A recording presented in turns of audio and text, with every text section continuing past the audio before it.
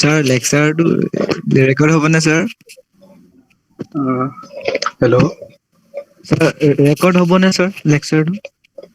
আজি lecture record কৰিম record কৰিম। ঠিক আছে।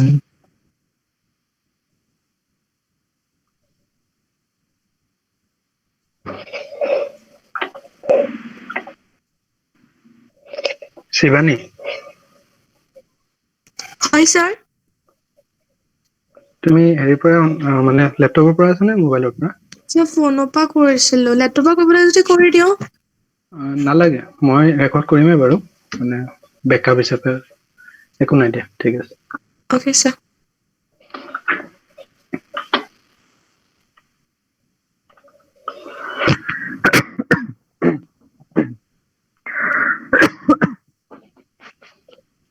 স্যাৰ বেকআপ হিচাপে মই কৰি দিছো নহ'লে। আছে যদি অন কৰি থৈ দিওঁচোন। আচ্ছা।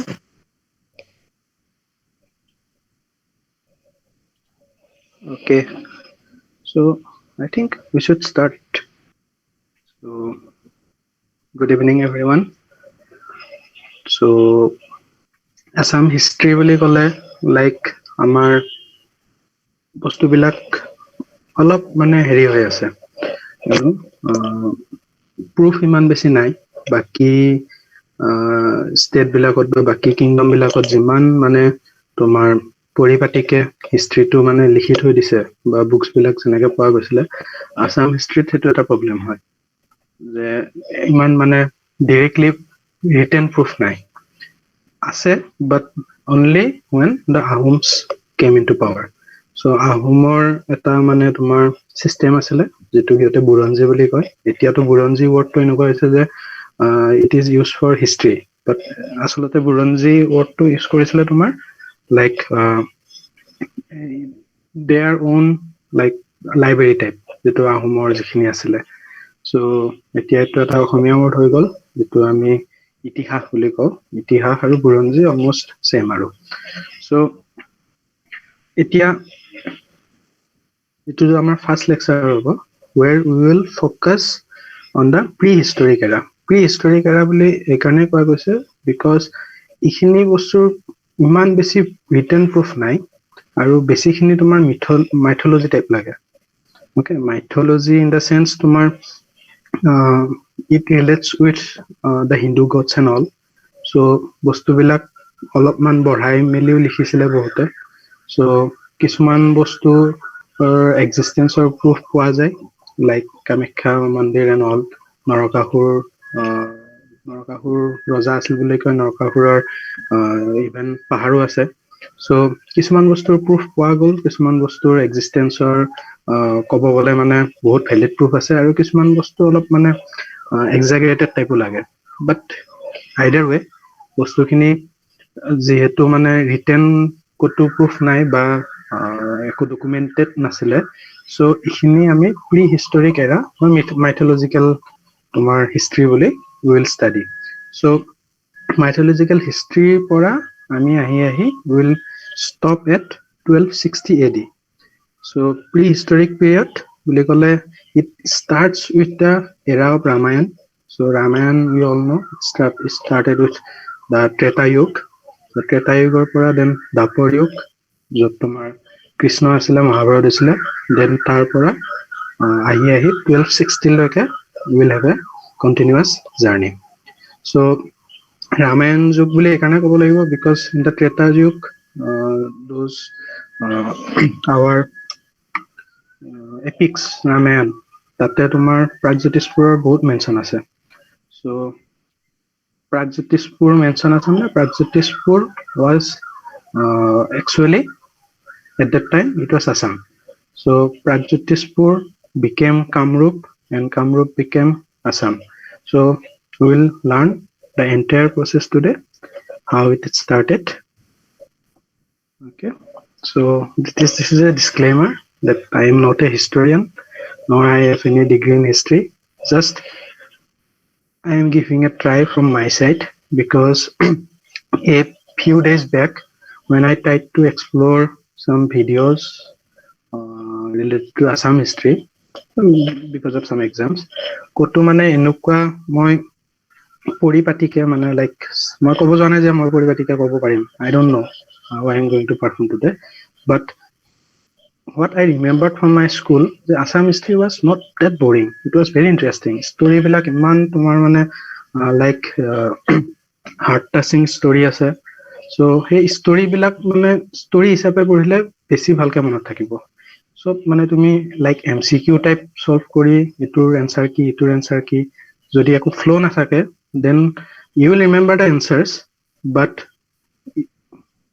from your brain okay if you have to remember from your heart you have to feel you have to feel the story you have to merge yourself with the story so story type কিছুমান বস্তু proof আছে কিছুমান বস্তু proof নাই but for this I have referred two books মই English books try কৰিলো কিন্তু English বুকত তোমাৰ like as I said exam point of view type বস্তুবিলাক থাকে মানে অলপ অলপ শৰ্ট মেইন ষ্টৰিবিলাক মিছ হৈ থাকে so then I tried this book is really very good এখন তোমাৰ মানে BA লেভেলত ইউজ হয় okay then this book has been used by the students even I used to study this book when I was in class 9 and 10 so এই দুখন বুকত পঢ়া যি পাম I will explain those things only মই নিজাকে একো add নকৰো okay all right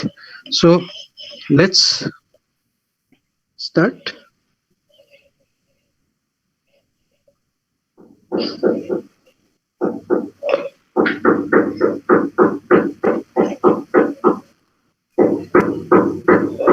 okay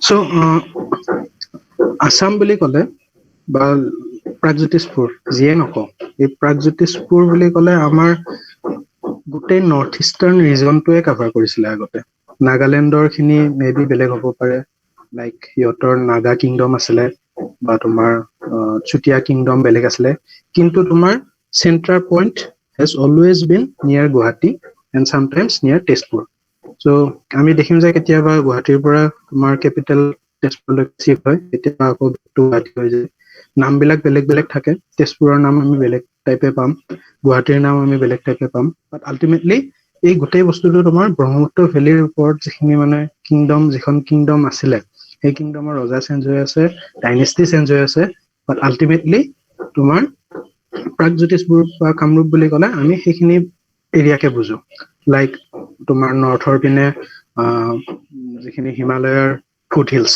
Himalayan food hills তোমাৰ ইষ্টৰ পিনেও তোমাৰ হিমালয়ান ফুড হিলছ ৱেষ্টৰ পিনে ক'ব গ'লে তোমাৰ এটা নদী আছিলে ওকে এই নদীটোৰ কথা এটা চাই লওঁ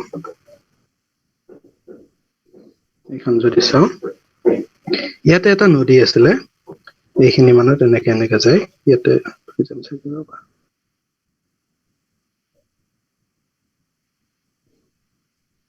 কৃষ্ণ এইটো কয় কৰতোৱা নদী এতিয়া নাম চেঞ্জ কৰি it has been renamed as Teesta so Teesta river চাগে তোমালোকে শুনিছে so Teesta river was earlier known as Karatoya river আৰু this river is why famous anybody knows it is the fastest river in India মানে তোমাৰ যেটো water flow এটো তোমাৰ fastest হয় এই ৰিভাৰটো কৰতোৱা so কৰতোৱা ৰিভাৰ আগতে বেগমতি বুলিও কৈছিলে মানে because of its বেগ মানে স্পিড জানা সবে so because of its speed তোমাৰ কৰতোৱা নদী ক্ৰছ কৰাটোৱে মানে বহুত টান হৈ গৈছিলে so তোমাৰ মেইনলি এই কৰতোৱা ৰিভাৰে তোমাৰ most of the times আমাৰ প্ৰাগজ্যোতিষপুৰৰ বাউন্ডাৰী ডিটাৰমাইন কৰে to the west part of the India okay so ইফালে তোমাৰ rest of the India থাকিলে আৰু ইটো সাইডে তোমাৰ এই মেইনলি এইবিলাক আৰু ইয়াতে কেতিয়াবা তোমাৰ দবকা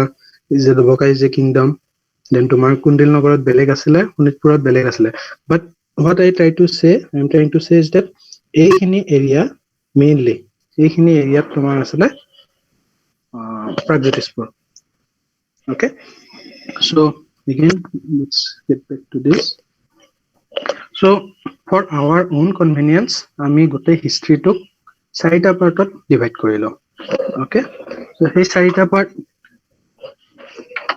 চাৰিটা পাৰ্ট ফাৰ্ষ্টটো আমি কম এনচিয়েন্ট ওকে এনচিয়েন্ট হিষ্ট্ৰী চ' এনচিয়েন্ট হিষ্ট্ৰী মানে প্ৰি হিষ্টৰিক এৰা আমি যিটো আজি পঢ়িম আৰু প্ৰি হিষ্টৰিক এৰা মানে এইটো তোমাৰ 6000 BC ৰ পৰা ষ্টাৰ্ট কৰি লাইক 13th centuryলৈকে ওকে দেন আহে তোমাৰ মিডল এজ ওকে চ' মিডল এজ মানে তোমাৰ 13th century যেতিয়া তোমাৰ আহোম সোমালে ন আহোম কেতিয়া আহিছিলে 1228ত চ' আহোম সোমোৱাৰ পৰা এই পুৰণা প্ৰাগজ্যোতিষপুৰৰ মানে চিনেৰিটোৱে গোটেই বেলেগ হৈ গ'ল চ' আহোম অহাৰ লগে লগে মিডল এজ ষ্টাৰ্ট হোৱা বুলি ক'ব পাৰি চ' মিডল এজৰ পৰা 1826 লৈকে আমি মিডল এজে কম আৰু ফুল দেন আহে তোমাৰ মডাৰ্ণ হিষ্ট্ৰী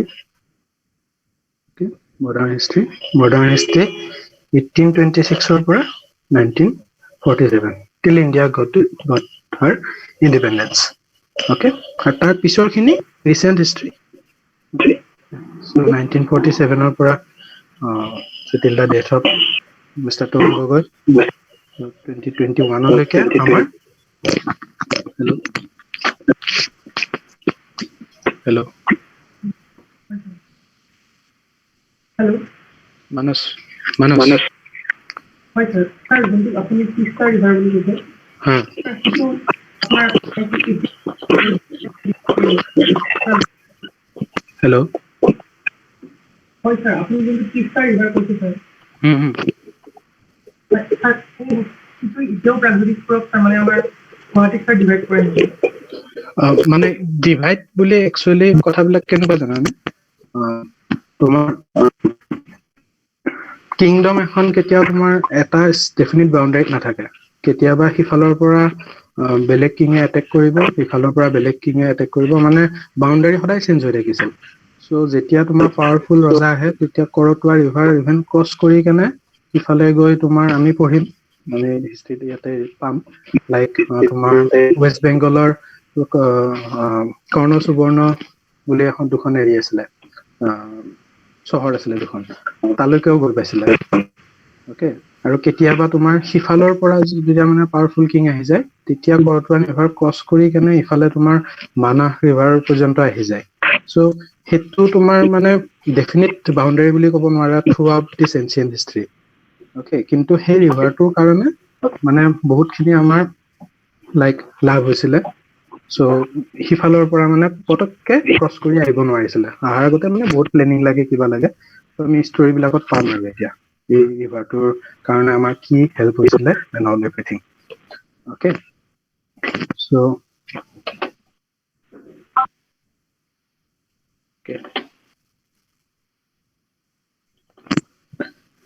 ঠিক আছে চ' এতিয়া আমি ৰিচোৰ্চ কি আছে মইতো ক'লো ডকুমেণ্টেশ্যনৰ সিমান হেৰি নাছিলে এনচিয়েন্ট টাইমত চ' ৰিচোৰ্চেছ বুলি ক'লে আগৰ দিনৰ ৰজাবিলাকে কইনছ উলিয়াইছিলে নিজৰ নিজৰ নামত ডেট উই ন চবৰে এটা এটা কইন উলিয়াব চ' সেই পিৰিয়ডটোৰ পৰা সেই ৰজাজন কোন আছিলে সেই তেনেকুৱা টাইপৰ আমি ইনফৰমেশ্যন পাম ছেটটোৰ পৰা কি টাইপৰ তোমাৰ লাইক কালচাৰ ফ'ল' হৈছিলে সেইবিলাকৰ হেৰি পোৱা যায় ইনফৰমেশ্যন পোৱা যায় চ' কইন থাকে দেন তোমাৰ ফৰেইনৰ পৰা যিবিলাক তোমাৰ ট্ৰেভেলাৰ্ছ আহে okay foreign travellers Hiuen Tsang আছিলে এজন চ' তেওঁ আহি বহুত মানে তোমাৰ নোটছ লিখি থৈ গৈছিলে ইন ফৰ আছাম বা তোমাৰ যেতিয়া বেলেগ হেৰিৰ পৰা বেলেগ কিংডমৰ পৰা যেতিয়া এটেক কৰে তেতিয়া লগত তেওঁলোকেও এজন হিষ্টৰিয়ান লৈ আহে হিষ্টৰিয়ান মানে কি আৰু some literate person so' that person comes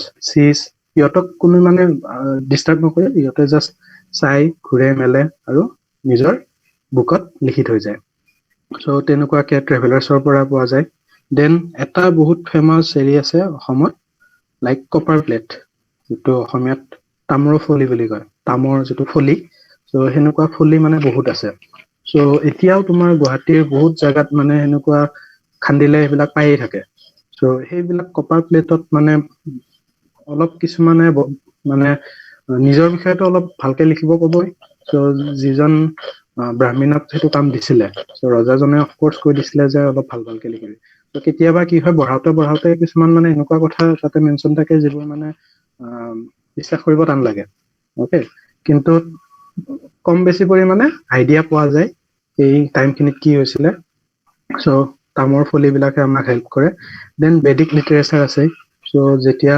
ব্ৰাহ্মিনছ came into the picture of north east region so' তেওঁলোকে বেলেগ বেলেগ টাইপৰ কালিকা পুৰাণ যোগিনী তন্ত্ৰ এইবিলাক লাইক লিটাৰেচাৰত অসমৰ হিষ্ট্ৰীবিলাক লিখিব ট্ৰাই কৰে আৰু এটা এনেকুৱা টাইপৰ মানে ট্ৰেডিশ্যন আছিলে যে চাপ'জ এজন ৰজা সি বেলেগ এজন ৰজাক মানে গুচাই কেনে he has to overpower the king and he wants to become the next king so তাক মানুহে কিয় ফলো কৰিব যদি if he is an ordinary person so কি কৰে যেতিয়াই ৰজা হয় তাৰ পিছত সি নিজৰ বিষয়ে মানে তেনেকে লিখিব কয় তেনেকে ৰিউমাৰ উলিয়ায় যে he is like from the like clan of Chandra clan of Surya মানে তেনেকুৱা ভগৱানৰ লগত মানে মিলাই কেনে নিজৰ ডাইনেষ্টিটো এষ্টাব্লিছ কৰিব চায় চ' চন্দ্ৰবংশী সূৰ্যবংশী চ' চবে তেনেকে মানে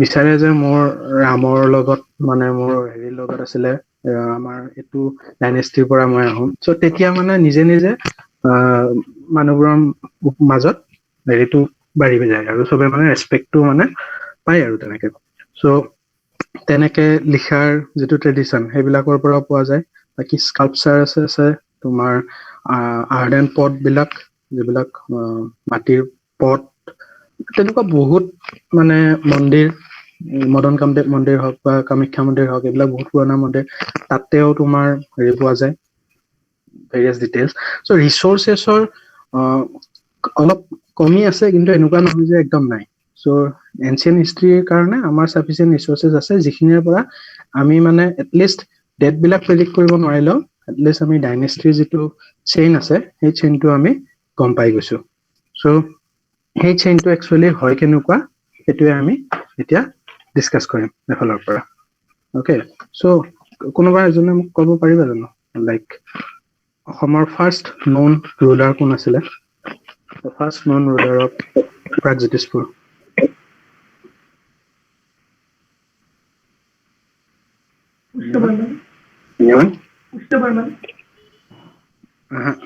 Pushya Varman is like politically আমি গম পাওঁ কিন্তু if we go to mythology then mythologically who is the first one এইটো এটা বহুত ইম্পৰ্টেণ্ট কুৱেশ্যন হয় এইটো মনত ৰাখিবা মহিৰাংগা দানৱ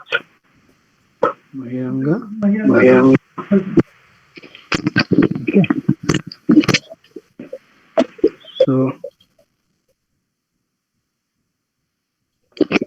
alright.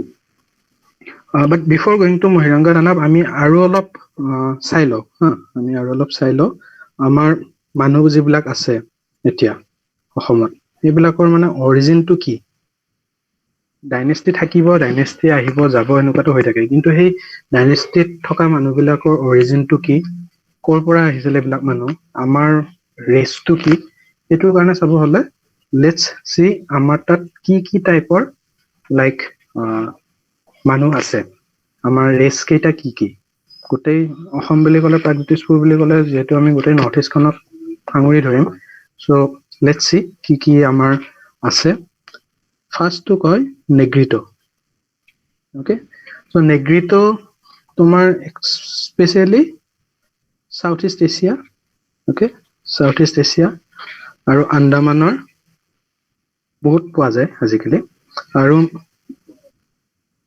মানে অৰিজিনটো সাউথ ইষ্ট এছিয়া বুলিয়ে কয় চ' সাউথ ইষ্ট এছিয়াৰ চাইডৰ পৰা মানে সিফালৰ পৰা ইয়ালৈকে মাইগ্ৰেশ্যন হৈছিলে নৰ্থ ইষ্টাৰ্ণ চাইডলৈকে মানে এখন যদি ইণ্ডিয়া হয় অ'কে যদি ইণ্ডিয়া এই চাইডটোৰ পৰা ইফালে মাইগ্ৰেশ্যন হৈছিলে of course through Myanmar and all so' Negrito okay so' নেগ্ৰিটোৰ তোমাৰ কেনেকে নেগ্ৰিটো বুলি চিনি পায় তাৰে কিছুমান হেৰি থাকে লাইক চুলি কেনেকুৱা কালাৰ কেনেকুৱা নাক কেনেকুৱা চ' তেনেকুৱা টাইপৰ নেগ্ৰিটৰ বেলেগকে থাকে লাইক ছেকেণ্ডলি অষ্ট্ৰিক আছিলে অষ্ট্ৰিক এগেইন তোমাৰ সাউথ ইষ্ট এছিয়া আৰু কেতিয়াবা কিছুমানে কয় চাইনাৰ পৰাও আহিছিলে চ' অষ্ট্ৰিক বিলাক তোমাৰ কেনেকে চিনি পায় অষ্ট্ৰিক ৰেচৰ মানুহ বুলি তেওঁলোকৰ মূৰবিলাক অলপ দীঘল হয় নাকটো বহল থাকে অলপ কালাৰটো তোমাৰ লাইক ব্ৰাউন কালাৰৰ হয় চাপৰ হয় আৰু চুলিবিলাক তোমাৰ মানে দীঘল আৰু মানে থিয় নহয় চুলি চ' সেইবিলাক অষ্ট্ৰিক ৰেচৰ মানুহ বুলি কয় চ' এতিয়া অষ্ট্ৰিক ৰেচৰ মানুহ আছে অৰুণাচলত তোমাৰ ৱাংচু বা অসমৰ যিবিলাক ৰাভা কাৰ্বি চ' এইবিলাক তোমাৰ অষ্ট্ৰিক ৰেচৰ অকে ৰাভা কাৰ্বি এইবিলাক দেন তোমাৰ মংগোলিয়ান ৰেচ চ' মংগোলিয়ান ৰেচ তোমাৰ বহুত কমন হয় আৰু ইয়াতে অসমত মানে ছেকেণ্ড মষ্ট মানে তোমাৰ পপুলেশ্যন মংগোলিয়ানে ক'ব পাৰি মংগোলিয়ান কেনেকে গম পায় তোমাৰ মুখখন বহল হ'ব গাত নোম বেছি নাথাকে অকে চকুবোৰ অলপ আধা জাপ খোৱা টাইপ অকে দেন তেওঁলোক আহিছিল মংগোলটো তোমালোকে জানাই লাইক চাইনাৰ কাষত আছে এখন কাণ্ট্ৰি এখন আছে চ' তোমাৰ মংগোলিয়ানছ বিলাক এতিয়া অসমত থাকি they became like Bodo so' বড়োখিনিৰ মেইন তেওঁলোকৰ অৰিজিনটোৱে হৈছে মংগোলিয়ান ৰেচ চ' বড়ো বুলি ক'লে আমি লালুং হওক কোচ মেচ কছাৰী গাৰো ইভেন গাৰোখিনি বড়ো বুলি এতিয়া নকয় কিন্তু মেঘালয়ত যিখিনি গাৰো সম্প্ৰদায়ৰ মানুহ আছে তেওঁলোকৰো অৰিজিন তোমাৰ মংগোলিয়ানে হয় Mongolian origin okay then next আৰু কি আছে চাওঁ নেক্সট তোমাৰ আছে Caucasian race Caucasian so' Caucasian মানুহবোৰ ক'ৰ পৰা আহিছিলে তেওঁলোক আহিছিলে মেডিটেৰেনিয়ান চি জানা ন হেৰিত আছে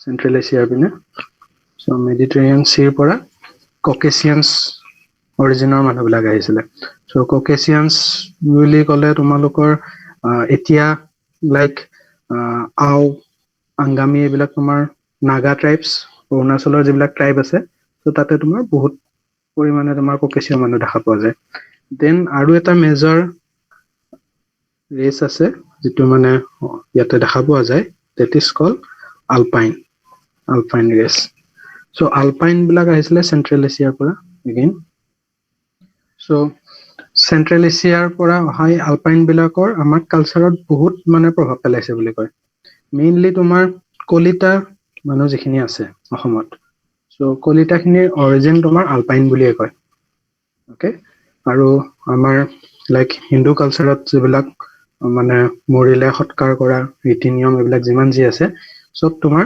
আলপাইনৰ পৰাই আহিছে বুলি কয় যদিও মেথডবিলাক আৰিয়ান টাইপ লাগে কিন্তু চেন্ট্ৰেল এছিয়া আৰিয়ান তোমাৰ তাতেই অৰিজিনটো একেই ন ইফালে লাইক কেপচিয়ান চিৰ ওচৰত চ' অলপ মিল থাকিবই চ' লাষ্ট আমাৰ ইয়াতে অহা ৰেচটো হ'ল আৰিয়ান অকে আৰিয়ান ৰেচ চ' আৰিয়ান ৰেচৰ মানুহ তোমালোকে জানে চ' মেইনলি ব্ৰাহ্মিনছখিনি কয় চ' তেওঁলোকৰ আৰিয়ান ৰেচটো লাইক চুপেৰিয়ৰ বুলি প্ৰুভ কৰিবৰ কাৰণে দে ট্ৰাইড এভৰিথিং চ' ৰজাবিলাকক they convinced that Aryan race is superior so you have to donate land and these things to the people from Aryan race so এটা ৰিচুৱেল টাইপ হৈ গৈছিলে ৰজাবোৰৰ যে কোনে কিমান মাটি ব্ৰাহ্মণক দান দিব পাৰে that was like a competition so Aryan raceৰ মানুহ একচুৱেলি 13th centuryৰ অলপ আগেহে অহা বেছিকে অহা মানে ষ্টাৰ্ট কৰিছে চ' ৰজাবোৰে মানে মাটি আনে যেতিয়া তোমাৰ নৰ্থ ইণ্ডিয়াত আৰিয়ান কালচাৰটো বহুত বেছিকে মানে যিটো বেদিক কালচাৰ বহুত বেছিকে তোমাৰ ইনফ্লুৱেঞ্চিয়েল হৈ গ'ল তেতিয়া তাৰ পৰা মানে মাটি পঠিয়াই যে আমাৰ তালৈ ইমান ব্ৰাহ্মণ পঠিয়াই দিয়ক চ' লাইক ডেট যিমান তোমাৰ ব্ৰাহ্মণছ আছে চ' সেইবিলাক চব মানে নৰ্থ আৰু চেন্ট্ৰেল ইণ্ডিয়াৰ পৰা ইয়ালৈকে মাইগ্ৰেট কৰা আৰু বহুত বেছি আগৰ নহয় it is like 13th century এনেকুৱা মানৰ কথা এইবোৰ অকে চ' আমাৰ ৰেচৰ হেৰিটো আইডিয়াটো পালো মানুহবিলাক কেনেকুৱা হয় চ' ইউ চি কিমান মানে ইটছ এ মিক্সাৰ, অকল এটা ৰেচৰ মানুহ নাই। ককেছিয়ান, alpine, Aryan, Mongolian, Austric, Negrito, ইমান মানুহৰ ইমান ৰেচৰ মিক্সাৰ হৈ গৈছে। এতিয়া মানে মানুহৰ মুখ চাই কৈ দিয়াটো ইট হেজ বিকাম ডিফিকাল্ট, কাৰণ ক্ৰছ হয়। আৰিয়ান ৰেচৰ মানুহে তোমাৰ আলপাইন ৰেচৰ মানুহক বিয়া কৰায়। চ' সেনেকে তোমাৰ ক্ৰছ হৈ এতিয়া বা because of the geographical condition, তাতে নৰ্থ ইণ্ডিয়াত তোমাৰ আৰিয়ানবোৰ যেনেকুৱা আছিলে, অসমত অহাৰ পিছত এই চেম ফিচাৰ্ছ বিলাক তোমাৰ নাথাকিব ন। মানে এটা জেনেৰেশ্যন থাকিব, তাৰপিছত বা জেনেৰেশ্যন বাই জেনেৰেশ্যন যেতিয়া যাব, it will adapt to the like situation of the north east India. Okay, so' দেখি পেলাই কৈ দিয়াটো মানে সেইকাৰণে আজিকালি আগতে তোমাৰ ৰেচিজিম বুলি এনেকুৱা হেৰি নাছিলে, ইট ৱাজ অ'কে। কিন্তু আজিকালি মানে ইট হেজ বিকাম এ টাবু। তুমি দেখি কেনে ৰেচ তেনেকে মানে কৈ দিয়া বা ৰেচক লৈ কমেণ্ট কৰা, ইট হেজ বিকাম এ টাবু। চ' আমি গম পালো এতিয়া আমাৰ অৰিজিনটো কি। চ' নাও লেটছ গ টু দ্য হিষ্ট্ৰী। মহিৰাংগা দানৱ, আমি মহিৰাংগা দানৱৰ জাষ্ট মেনশ্যন কৰিলো। চ' who is মহিৰাংগা Danava. So' actually কি,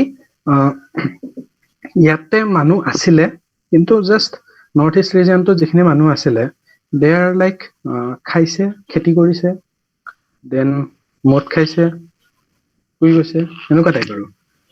ইমান বেছি মানে কালচাৰ নাছিলে। চ' যিখিনি নৰ্থ ইণ্ডিয়াৰ যিখিনি মানে কালচাৰটো আৰু যিটো তোমাৰ চিভিলাইজেশ্যনটো তাতে বহুত ভালকে হৈছিলে ন, because of the Aryan invention. So' সেই তাৰে চিভিলাইজেশ্যনটোৱে এই অসমৰ পাৰ্টটোক সদায় মানে like they neglected and they called this non Aryan people Kirat. So' Kirat বুলি কয়। চ' কিৰাট ৱৰ্ডটো পাইছা বহুত জেগাত। চ' কিৰাট মানে they meant the people who are not civilized and only they are busy in like drinking wine and doing nothing, this type of thing. So এইটো কিৰাট বুলি কয়। চ' সেই কিৰাট ৱৰ্ডটো ৰামায়ণতো ইউজ হৈছে, মহাভাৰতো ইউজ হৈছে। চ' প্ৰাগজ্যোতিষপুৰৰ মানুহবিলাকক they considered as like Kirat. তাৰ পৰা তোমাৰ যিখিনি মানুহ আহে কেতিয়াবা মহাভাৰতত, they participated from the Kaurava side, সেইটো জানা তোমালোকে ভগদত্তৰ ফালৰ পৰা। চ' সেইবিলাকক চবতে মানে এই কিৰাট ৱৰ্ডটো আছে। চ' কিৰাটটো এতিয়া ভাল ৱৰ্ড নে বেয়া ৱৰ্ড সেইটো ডন্ট ন, বাট এইটো কথা মনত ৰাখিবা যে নন আৰিয়ান মানুহবিলাকক কিৰাট বুলি কৈছিলে। চ' এই কিৰাটৰ এতিয়া আমি যদি চাওঁ, কিৰাটৰ এজন লিডাৰ আছিলে, তেওঁৰ নাম আছিলে মহিৰাংগা দানৱ। চ' এই মহিৰাংগা দানৱ was the first known ruler from this part of India. So মহিৰাংগা দানৱ। চ' এতিয়া কিৰাটটোতো আছেই, আৰু লগতে দানৱ আৰু অসুৰ, এই দুটা ৱৰ্ডো বহুত ইউজ কৰিছিলে ফৰ হিজ পিপল। কোনো নিজৰ নামৰ লগততো দানৱ ৱৰ্ডটো নিজে ইউজ নকৰে, isn't it?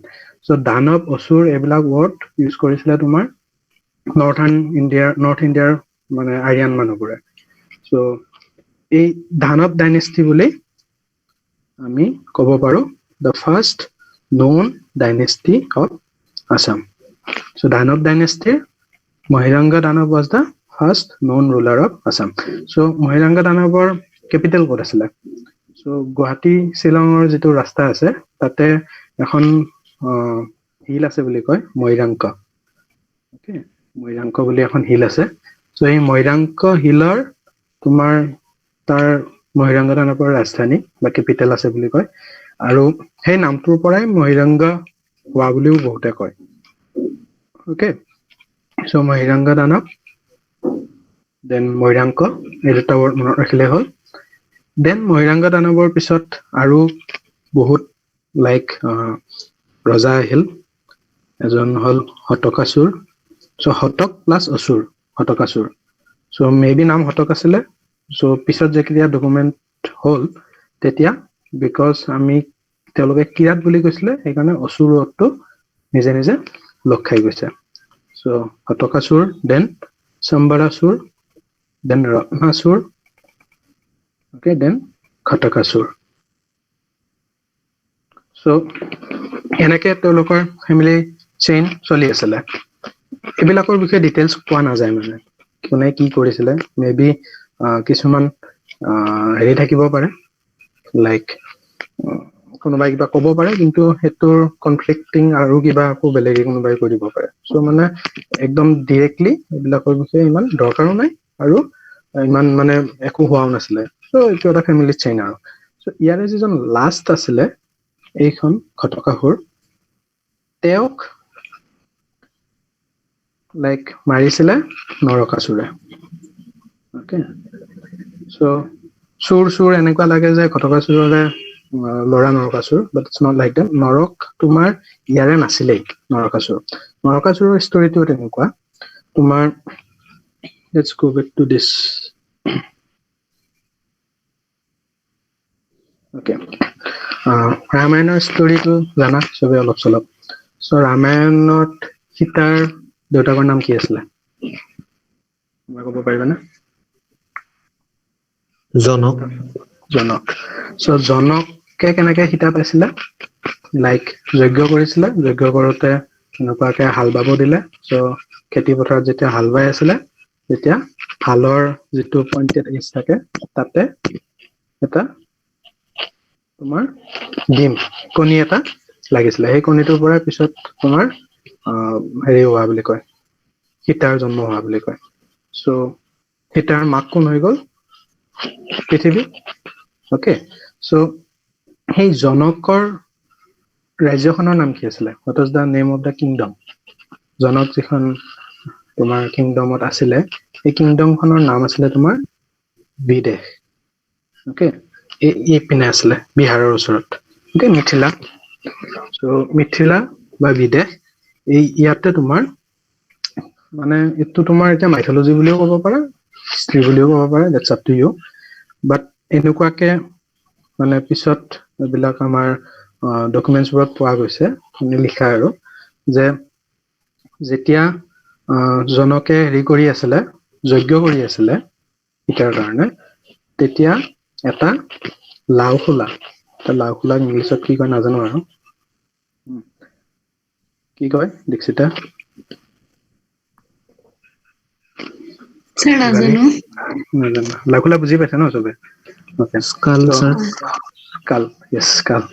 স্কাল এটাত পালে তোমাৰ এটা হেৰি পোৱা বুলি কয় আৰু নৰকৰ জন্ম হৈছিলে ফ্ৰম দা স্কাল সো সেই স্কালটোৰ পৰা পোৱাৰ পিছত নৰকক মানে যদিও নিজৰ ল'ৰা নিচিনাকে ৰাখিছিলে বাট ইমান মানে ইম্পৰ্টেণ্টটো নাছিলে Narak in the kingdom of Janak so সীতাৰ পেৰেলেলি সো সীতাৰ ভায়েক বুলিও ক'ব পাৰা it's not a big deal so এনেকে কয় যে নৰকৰ দেউতাক আছিলে Lord Vishnu okay so Lord Vishnu আছিলে নৰকৰ দেউতাক আৰু নৰকৰ মাক আছিলে ধৰিত্ৰী মানে পৃথিৱী সো পৃথিৱীয়ে মানে ধৰিত্ৰী became a eye in Janak's kingdom মানে জনকৰ পেলেচত আহি কেনে she took the name of Katyayani so Katyayani নামটো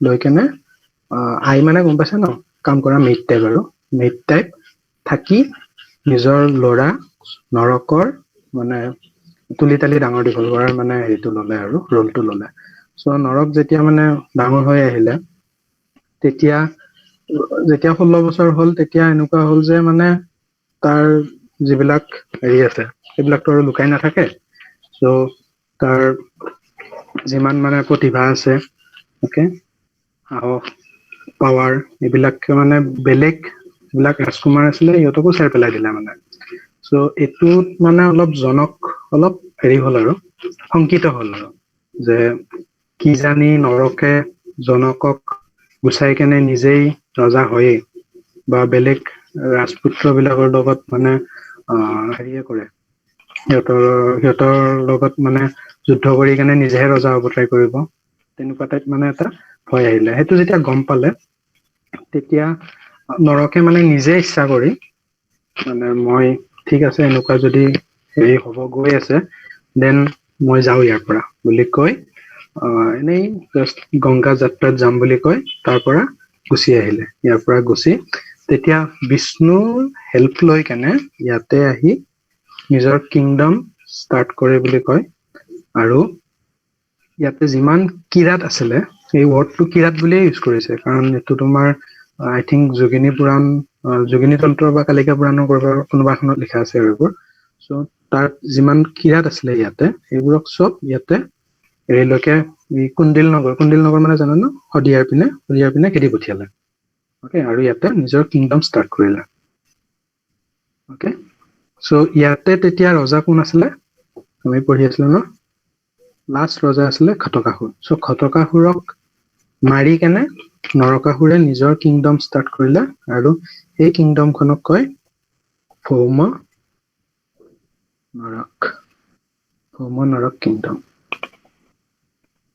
অকে চ' ভৌম নৰক কিংডমত তোমাৰ নৰকাসুৰে তাৰ পৰা আহি ইয়াতে নিজৰ কিংডম ষ্টাৰ্ট কৰি যিমান কিৰাত আছিলে তেওঁলোকক মানে টুৱাৰ্ডছ ইষ্ট খেদি পঠিয়ালে আৰু ইয়াতে নিজৰ ৰাজত্ব ষ্টাৰ্ট কৰিলে অকে চ' তেতিয়া নৰকৰ যিটো বাউণ্ডাৰী আছিলে নৰকৰ কিংডমৰ চ' সেইটো কয় যে টুৱাৰ্ডছ ৱেষ্ট কৰতোৱা ৰিভাৰলৈকে আছিলে আৰু টুৱাৰ্ডছ ইষ্ট ললিতাকান্তালৈকে আছিলে চ' ললিতাকান্তা ক'ত আছে কোনোবাই জানানে where is ললিতাকান্তা ৰিভাৰ মানে তোমাৰ বশিষ্ঠাশ্ৰম এতিয়া তোমাৰ বশিষ্ঠ আছে ন তোমাৰ ঘৰৰ কাষতে চ' বশিষ্ঠৰ পৰা মানে সেইটো চাইডে তোমাৰ ৱেষ্টলৈকে কৰতোৱা ৰিভাৰলৈকে এই এৰিয়াটোত নৰকৰ কিংডম আছিলে অকে চ' যিয়ে নহওক নৰকে নিজৰ দেউতাক লৰ্ড বিষ্ণুৰ পৰা ছাজেশ্যন আৰু এইবিলাক পাই কেনে বহুত দিন মানে লাইক ৰিলিজিয়াছলি মানে ৰাজত্ব কৰিলে তেওঁৰ দিনতে মানে কামাখ্যা পূজা কৰাৰ নিয়মো আহিলে চ' কিন্তু তেতিয়াই কি হ'ল তোমাৰ এটা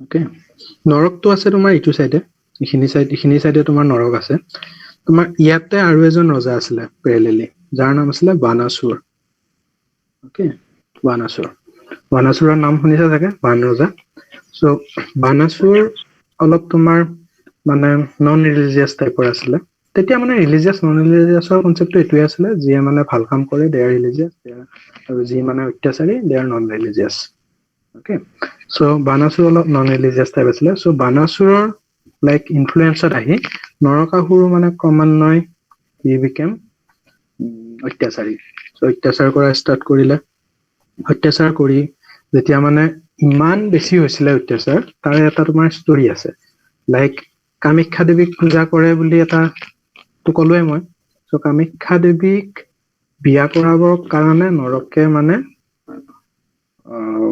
চেষ্টা চলাইছিল চ' তেতিয়া কামাখ্যা দেৱী উপায় নাপায় মানে চি গেভ ওৱান কণ্ডিশ্যনটো আছিলে যে এটা ৰাতিৰ ভিতৰতে এটা মন্দিৰ আৰু লগতে মন্দিৰলৈকে উঠা একদম তলৰ পৰা এটা খটখটি বনাই দিব লাগিব ষ্টেয়াৰকেছ এৰাতিৰ ভিতৰতে আৰু যদি নোৱাৰে তেতিয়া মানে লাইক নোৱাৰে আৰু যদি কৰে তেতিয়া বিয়া হ'ব এনেকুৱা টাইপ আছিলে চ' নৰকাসুৰে বনালেও অকে নৰকাসুৰে কামাখ্যা মন্দিৰ বনালে প্লাছ আৰু তাৰ আগতে আৰু এটা এনেকুৱা আছিলে যে যিজন বশিষ্ঠ মুনি আছিলে চেজ বশিষ্ঠ তেওঁ নৰ্থৰ ফালৰ পৰা যেতিয়া মানে তাতে গৈছিলে আৰু কামাখ্যা দেৱীৰ দৰ্শনৰ কাৰণে হেৰিৰ কাৰণে লগ কৰিব এনেকুৱা টাইপ আৰু তেতিয়া নৰকে বাধা দিছিলে চ' বশিষ্ঠ মুনিয়েও কৈছিলে যে এই যদি মানে এনেকুৱা কথা দেন কামাখ্যা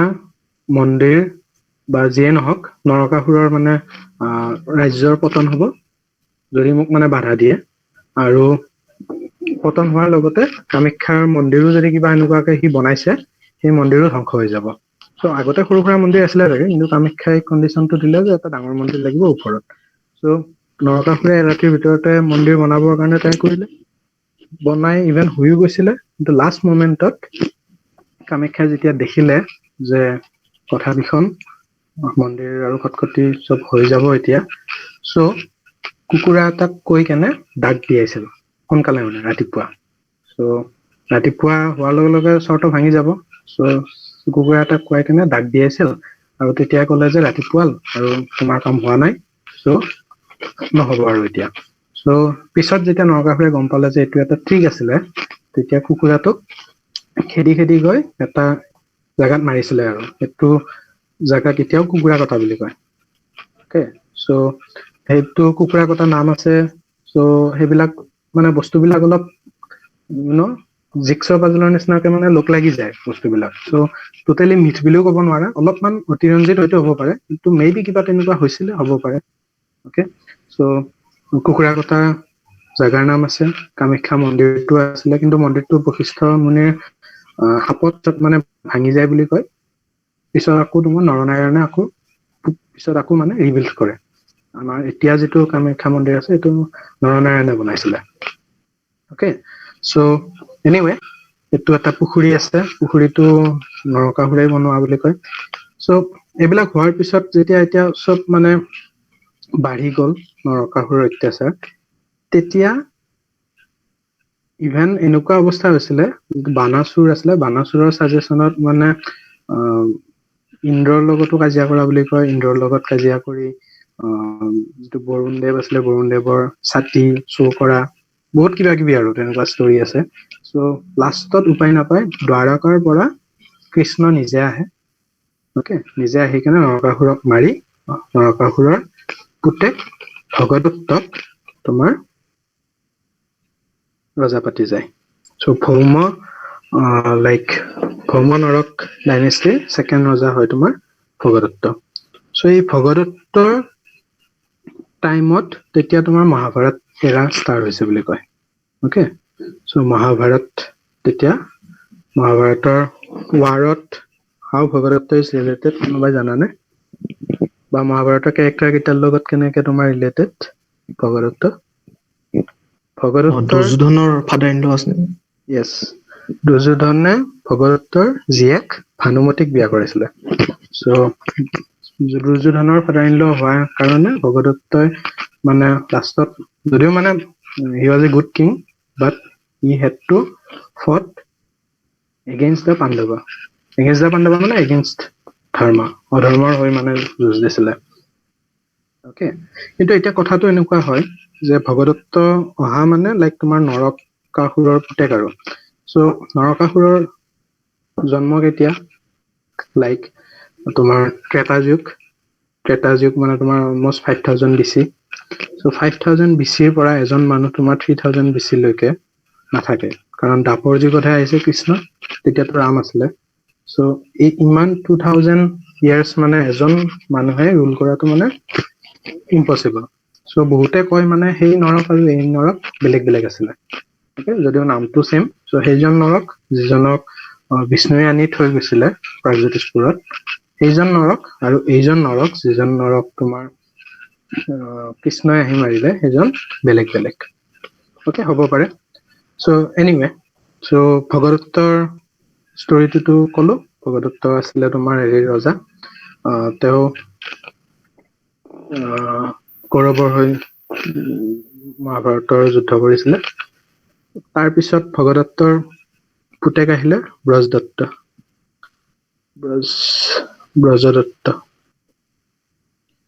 অ'কে, চ' ব্ৰজদত্ত তোমাৰ বহুতে পুতেক বুলি কয়, বহুতে ভায়েক বুলি কয়। এনিৱে, চ' ব্ৰজদত্তৰ পিছত 3000 ইয়াৰ্ছ পিছত তোমাৰ এইটো মান আছে যিটো ক'লা Pushyavarman. Okay, Pushyavarman the first মানে ruler of the Varman dynasty. তেওঁৰ যিখন মানে তামৰ ফুলি যিখন পোৱা গৈছে, তাতে লিখা আছিলে যে ব্ৰজদত্তৰ পিছত 3000 ইয়াৰ্ছ পিছত পুষ্যবৰ্মনে আহি কেনে আকৌ কিংডম পাতিছে। চ' পুষ্যবৰ্মনেও কৈছে যে he belongs to the same dynasty, Bhauma Naraka. কিন্তু 3000 ইয়াৰ্ছ ধৰি মানে চেম ডাইনেষ্টি থকাটো এটা মানে ইম্পচিবল কথা বুলি বহুতে কয়। চ' মাজৰ ৰজাবিলাক কি হ'ল একো মানে তাৰ হেৰি পোৱা নাযায়, কানেকশ্যন পোৱা নাযায়। অ'কে, বাট এটা কথা ঠিক যে মানে পুষ্য বৰ্মনে এইটো মে বি মই যিটো অলপ আগতে ক'লো যে নিজৰ ষ্টেটাছটো হেৰি কৰিবৰ কাৰণে, নিজে বঢ়াই ক'বৰ কাৰণে, তেতিয়াহে মানুহে মানে অলপ ৰেচপেক্ট দিব বা হেৰি কৰিব। চ' সেইটো তেনেকে নিজেও লগাই ক'ব পাৰে। বাট এনিৱে, সেইটো নিধানপুৰত পোৱা এখন তোমাৰ কপাৰ প্লেটত সেইটো লিখা আছে যে ব্ৰজদত্তৰ 3000 বছৰৰ পিছত পুষ্য বৰ্মনে প্ৰাগজ্যোতিষপুৰত নিজৰ মানে সিংহাসন আৰোহণ কৰিছিলে আৰু। অ'কে, চ' এইটোতো গ'ল তোমাৰ ব্ৰজদত্তৰ পিছত আৰু একো মানে হেৰি পোৱা নাযায়, একো তাৰ হিষ্ট্ৰীত বা মাইথলজিতে হওক তাৰ মানে একো উল্লেখ নাই। চ' গম পোৱা নাযায় আৰু ব্ৰজদত্তৰ পিছত কি হ'ল বা কি হ'ল, ডাইৰেক্ট 3000 ইয়াৰ্ছ পিছত পুষ্য বৰ্মনৰ কথা পায়। বাট তোমাৰ পেৰেলেলি এইটোতো প্ৰাগজ্যোতিষপুৰত, এতিয়া প্ৰাগজ্যোতিষপুৰ বুলি ক'লে ইয়াতে যদি চাওঁ এইখন, ইয়াতে চোৱা প্ৰাগজ্যোতিষপুৰখন আগতে বেলেগ বেলেগ তোমাৰ পীঠ হিচাপে ডিভাইড কৰা আছিলে। এইখিনি কয় ৰত্নপীঠ, এইখিনি কয় কামপীঠ, স্বৰ্ণপীঠ, সৌমাৰপীঠ। এইকেইটা নাম বহুত ইম্পৰ্টেণ্ট, এনেকে মনত ৰাখিলে বেছি ভাল। ৰত্নপীঠ, কামপীঠ, স্বৰ্ণপীঠ, সৌমাৰপীঠ। তেতিয়া মানে এনেকে লেফ্ট টু ৰাইট, মানে ৱেষ্ট টু ইষ্ট আমি গৈ থাকিলে গম পাই যাম। কিন্তু সেই হেৰিকেইটাৰ বাউণ্ডাৰী কি আছিলে সেইটো তোমালোকে মনত ৰাখা এনেকে। ৰত্নপীঠৰ ৱেষ্টত বাউণ্ডাৰী আছিলে Karatoya river as always. Okay, আৰু তোমাৰ ইষ্টত আছিলে সোণকোষ ৰিভাৰ। চ' কৰতোৱাৰ পৰা সোণকোষৰ পাৰ্টটোক কয় তোমাৰ ৰত্নপীঠ। সোণকোষৰ পৰা ৰূপালী ৰিভাৰ এতিয়া প্ৰেজেন্টত ক'ত আছে মানে নামটো যিহেতু চেঞ্জ হৈ গৈছে, চ' অলপ দিগদাৰ। কিন্তু মানে কামৰূপ দৰং এইখিনিৰ মাজতে ক'ৰবাত ৰূপালী ৰিভাৰ আছিলে। চ' সোণকোষটো এতিয়া তোমাৰ আই থিংক কোকৰাঝাৰৰ পিনে আছে নেকি সোণকোষ ৰিভাৰ। চ' সোণকোষৰ পৰা ৰূপালীলৈকে আছে তোমাৰ এতিয়া কামপীঠ।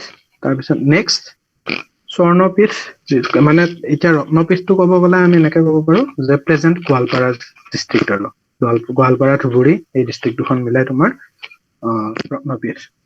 আৰু তোমাৰ কামপীঠ হ'ব কামৰূপ ৰুৰেল মেট্ৰ' এইবিলাক মিলাই কেনে তোমাৰ কামপীঠ আছিলে। তাৰপিছত ইফালে স্বৰ্ণপীঠত তোমাৰ ৰূপালীৰ পৰা ভৰলী ৰিভাৰ আছে ক'ত তোমাৰ তেজপুৰৰ ওচৰত।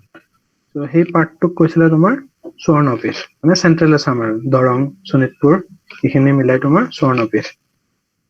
তাৰপিছত ভৰলীৰ পৰা ইপিনে দিকৰাই ৰিভাৰলৈকে যিমান এই পাৰ্টটোক, যিটো ইষ্টাৰ্ণ আছাম আৰু সেইটোক কয় চৌমাৰপীঠ। অ'কে, কেতিয়াবা কুৱেশ্যন আহে এনেকুৱা যে ইফালৰ পাৰ্টটোক কি কয়, সিফালৰ পাৰ্টটোক কি কয়। চ' এনেকে মনত ৰাখিব পাৰি আৰু। এনিৱে, চ' তোমাৰ নৰকাসুৰৰ বা ব্ৰজদত্ত হওক বা ভগদত্তৰ হওক, মেইনলি তোমাৰ এই ৰত্নপীঠ আৰু কামপীঠতেই চবতকে বেছি মানে প্ৰতিপত্ত আছিল। কিন্তু ইটো চাইডেওতো এনেকুৱা নহয় যে কোনো ৰজা নাছিলে। যিখিনি তোমাৰ স্বৰ্ণপীঠ বুলি কয় তাতে অলৰেডি এজন ৰজাৰ আমি কথা কলো, ৰজাজনৰ নাম কি বানাসুৰ। বান ৰজা। আৰু ইফালেও তোমাৰ আৰু এজন ৰজা আছিলে সৌমাৰপীঠ, ইফালে তোমাৰ কুণ্ডিল নগৰ বা বিদৰ্ভ বুলি কয়, এইখিনিক বিদৰ্ভ বুলি কৈছিলে আগতে, বিদৰ্ভ বা কুণ্ডিল নগৰ। চ' কুণ্ডিল নগৰ বা বিদৰ্ভ, তাতে আৰু এজন ৰজা আছিলে ভীষ্মক বুলি। চ' ভীষ্মকৰ তোমাৰ হেৰিও মহাভাৰতৰ লগত ৰিলেটেড, আৰু ইফালে বানাসুৰৰো ৰিলেটেড। চ' কোনোবাই ক'ব পাৰিবানে how they R related? Bhishmak and Banasura are related with Indian mythology.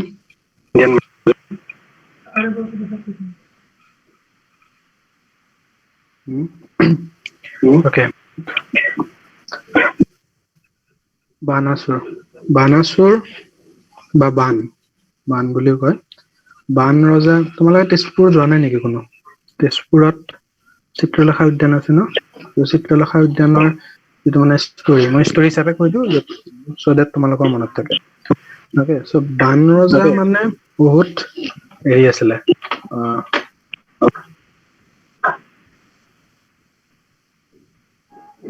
বান ৰজা বহুত তোমাৰ শিৱ ভক্ত আছিলে। অ'কে, চ' লৰ্ড শিৱাৰ বহুত মানে পূজা কৰিছিলে। চ' লৰ্ড শিৱা যেতিয়া মানে তোমাৰ প্ৰসন্ন হ'ল আৰু প্ৰসন্ন হৈ বৰ খুজিলে, বৰ খোজোতে বানাসুৰে ক'লে যে মোৰ কিংডমক প্ৰটেক্ট কৰিবৰ কাৰণে you should always be there. মানে মোৰ কিংডমৰ ওপৰত যদি কেতিয়াবা মানে আক্ৰমণ হয়, চ' আপুনি প্ৰটেকশ্যন দিব লাগিব, লৰ্ড শিৱাই। লৰ্ড শিৱাইও ক'লে ঠিক আছে, ন' প্ৰব্লেম। চ' তাৰপিছত কি হ'ল, বানাসুৰৰ জীয়েক এজনী আছিলে, জীয়েকৰ নাম কি? এনিৱান? উষা। উষা। চ' উষা আছিলে বানাসুৰৰ জীয়েক। চ' বানাসুৰৰ জীয়েকে এদিন মানে ৰাতি শুই থাকোতে সপোন দেখিলে, এজন বহুত ধুনীয়া ল'ৰা এজনৰ। অ'কে, চ' সপোনত মানে লাইক ল'ৰাজনক দেখাৰ পিছত she felt in love। তাৰপিছত মানে এনেকুৱা হ'ল মানে সেই ল'ৰাজনক লাগে আৰু তাইক। চ' এতিয়া সেই ল'ৰাজন কোন হয়, ক'ৰ হয়, মানে কোনোৱে নাজানে। উষাৰ এজনী লাইক ফ্ৰেণ্ড আছিলে, নাম হ'ল চিত্ৰলেখা।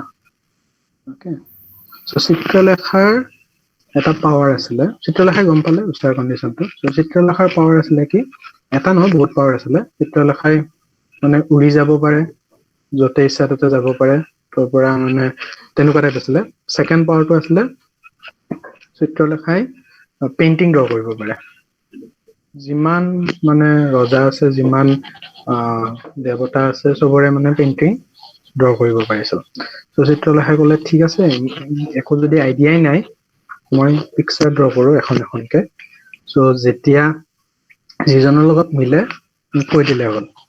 চ' চিত্ৰলেখাই একফালৰ পৰা ড্ৰ কৰি গৈ আছে, কৰি গৈ কৃষ্ণৰ ফটো ড্ৰ কৰিলে।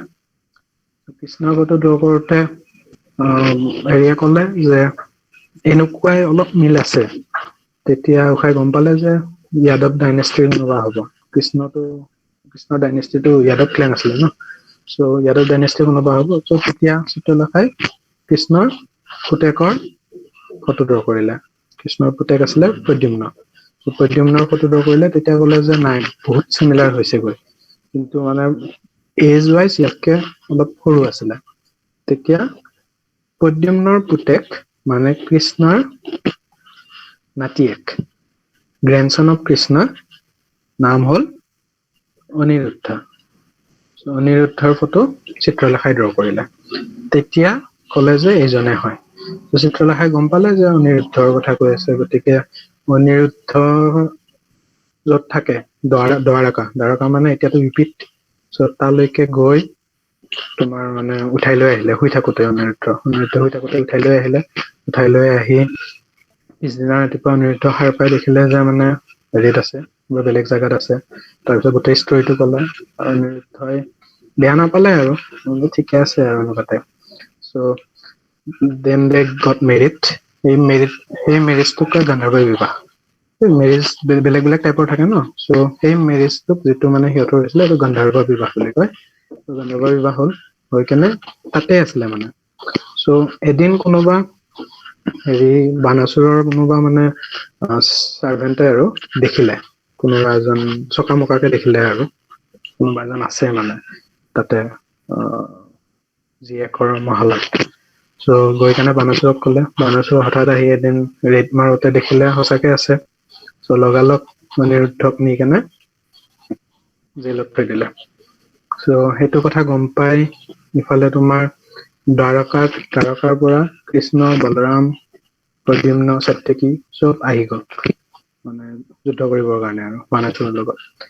কিন্তু বানাসুৰৰ এটা গুণ আছিলে, সেইটোতো অলৰেডি ক'লো, যে লৰ্ড শিৱাৰ লগত ডিল আছিলে যে কোনোবাই যদি লাইক বানাসুৰৰ কিংডম এটেক কৰে, then Lord Shiva will protect. So' condition মতে লৰ্ড শিৱা নিজে আহিব লগা হ'ল যুদ্ধ কৰিবৰ কাৰণে, কাৰ্তিকৰ লগত আহিছিলে, আৰু আল্টিমেটলি তোমাৰ শিৱ আৰু কৃষ্ণৰ যুদ্ধ হয়, আৰু ইফালে তোমাৰ কাৰ্তিক আৰু কৃষ্ণৰ পুতেক প্ৰদ্যুম্নৰ যুদ্ধ হয়, আৰু ইফালে সত্যকী আৰু বান ৰজাৰ যুদ্ধ হয়, মানে হেৰি আৰু পেৰেলেলি। চ' হৰিহৰৰ যুদ্ধ বুলি যিখন কয়, বহুত মানে ফেমাছ আৰু হৰিহৰ যুদ্ধ। চ' হৰিহৰ যুদ্ধ মানে হৰি মানে তোমাৰটো কৃষ্ণ, আৰু হৰ মানে মহাদেৱ শিৱা। চ' শিৱ আৰু কৃষ্ণৰ যিখন যুঁজ সেইখন তোমাৰ ইয়াতে হৈছিলে শোণিতপুৰত। ইমান মানে হেৰি আছিলে, ভয়ানক আছিলে যে মানে এই যুদ্ধত ইমান মানুহ মৰিছিলে যে তেজেদি মানে গোটেই যিখন হেৰি আছিলে কিংডম আছিলে মানে তেজ হৈ গৈছিলে। চ' সেইকাৰণে তোমাৰ শোণিত মানে অসমীয়াত কি হয় তেজ, তেজপুৰ শোণিতপুৰ দুটা নামেই তোমাৰ এই হেৰিৰ পৰাই আহিছে, because of that war. Okay, so' এই যুদ্ধখনৰতো একো হেৰি নাই, লাইক ৰিজাল্ট নাই, হৰিহৰৰ যুদ্ধ চলিয়ে আছে তয়াময়া। চ' আল্টিমেটলি কৃষ্ণই এডাল অস্ত্ৰ মাৰিলে, নামটো আই থিংক জুম্বা ভানা নে চামথিং এনেকুৱা কিবা আছিলে। চ' এইটো মানে সেইডাল মাৰাৰ লগে লগে শিৱৰ মানে টোপনি আহি গ'ল, আৰু সেই টোপনি অহাৰ সুযোগ লৈয়ে বানাসুৰক মানে মাৰি পেলালে, লগতে অনিৰুদ্ধকো উলিয়াই লৈ আহিলে। তাৰপিছত শিৱ যেতিয়া সাৰ পালে তেতিয়া ক'লে যে মানে এনেকুৱা কৰিব নালাগিছিল, বানাসুৰক মানে মাৰিব নালাগে। তেতিয়া আকৌ বানাসুৰক ৰিভাইভ কৰা বুলিও কয়, বাট এনিৱে লাষ্টত কৃষ্ণ জিকিল আৰু যুদ্ধখনত। চ' অনিৰুদ্ধই উশাক লৈ কেনে দ্বাৰকালৈকে গুচি গ'ল। চ' এইটোতো তোমাৰ হেৰি ষ্টৰি গ'ল, বানাসুৰ মানে যিটো তোমাৰ স্বৰ্ণপীঠ মাজৰ যিখন পীঠৰ, সেইটো ষ্টৰিয়ে মানে এতিয়ালৈকে গম পোৱা হৈছে। ওপৰৰ ফালে এটা কলো ন কুন্দিল নগৰ আছিলে, কুন্দিল নগৰ মানে তোমাৰ সিফালে ভীষ্মক আছিলে। চ' ভীষ্মকৰ কি ৰিলেশ্যন কিমান গম পোৱা নে? ছাৰ নাজানো ছাৰ। ভীষ্মকৰ জীয়েকৰ নাম আছিলে ৰুক্মিণী। অ'কে, চ' ৰুক্মিণী কোন আছিলে? কৃষ্ণৰ ৱাইফ। চ' ভীষ্মকৰ জীয়েক ৰুক্মিণীৰ বিয়া ঠিক হৈছিলে কৃষ্ণৰ পেহীয়েকৰ ল'ৰা শিশুপালৰ লগত। অ'কে, শিশুপালৰ লগত, বাট শিশুপালৰ লগত বিয়া হ'ব মন নাছিলে ৰুক্মিণীৰ। কৃষ্ণইও গম পালে, চ' কৃষ্ণই আহি তোমাৰ ৰুক্মিণীক পলুৱাই লৈ গ'ল। চ' শংকৰদেৱে এখন হেৰিও লিখিছে, নাটকো লিখিছিলে তাৰ ওপৰত, ৰুক্মিণী হৰণ বুলি। কুমাৰ হৰণখন আছিলে অনিৰুদ্ধৰ ওপৰত, উষা অনিৰুদ্ধৰ কাহিনীৰ ওপৰত।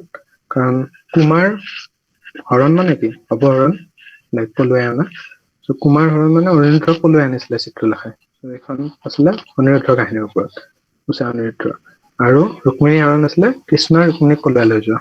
চ' সেইখন আছিলে তোমাৰ ৰুক্মিণী আৰু মানে ভীষ্মকৰ কাহিনীৰ ওপৰত। চ' সেইটো গ'ল।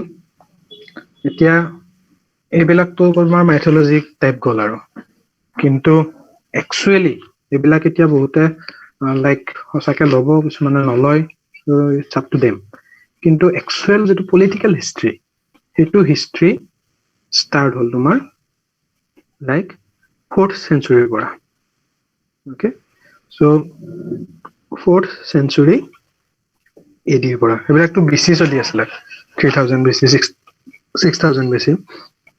চ' 4th চেঞ্চুৰী এডি মানে যদিও মানে এইবিলাক লাইক 4th চেঞ্চুৰী এডি বুলি ক'ব পৰা গৈছে, কিন্তু একজেক্ট কোনটো ইয়েৰত হৈছিলে সেইবিলাকো ক'ব নোৱাৰি। চ' যিমান বিলাক মানে হেৰি দেখাম, লাইক ইয়েৰ দেখাম, এইবিলাক তোমাৰ অকল অনুমানিক। অ'কে, অনুমানিক। চ' ইয়েৰ বিলাক মানে ইমান হেৰি নহয় আৰু ৰিলায়েবল নহয়। চ' 350 AD মানত, 350 AD মানত পুষ্য বৰ্মনে তোমাৰ বৰ্মন ডাইনেষ্টি এষ্টাব্লিছ কৰে। বৰ্মন ডাইনেষ্টি এষ্টাব্লিছ কৰিলে পুষ্য বৰ্মনে 350 AD ত। অ'কে, এতিয়া কেনেকে কৰিলে কি কৰিলে সেইবিলাক ষ্টৰি মানে গম পোৱা নাযায়। এতিয়া পুষ্যবৰ্মন কোন আছিলে সেইটোতো বহুত ডাউট আছে। ত' তেওঁতো নিজে কৈছে যে নৰকৰ ক্লেনৰ মানে নৰকৰ ডাইনেষ্টিৰ লগতে ৰিলেটেড বুলি। কিন্তু বহুতে কয় যে তেতিয়া তোমাৰ যিটো 350 AD-ত ইণ্ডিয়াত কি চলি আছিলে? এনিবডি কেন টেল? ইণ্ডিয়াৰ হিষ্ট্ৰীত মানে চবতকে পাৱাৰফুল হেৰি কি চলি আছিলে তেতিয়া? কি ডাইনেষ্টি চলি আছিলে?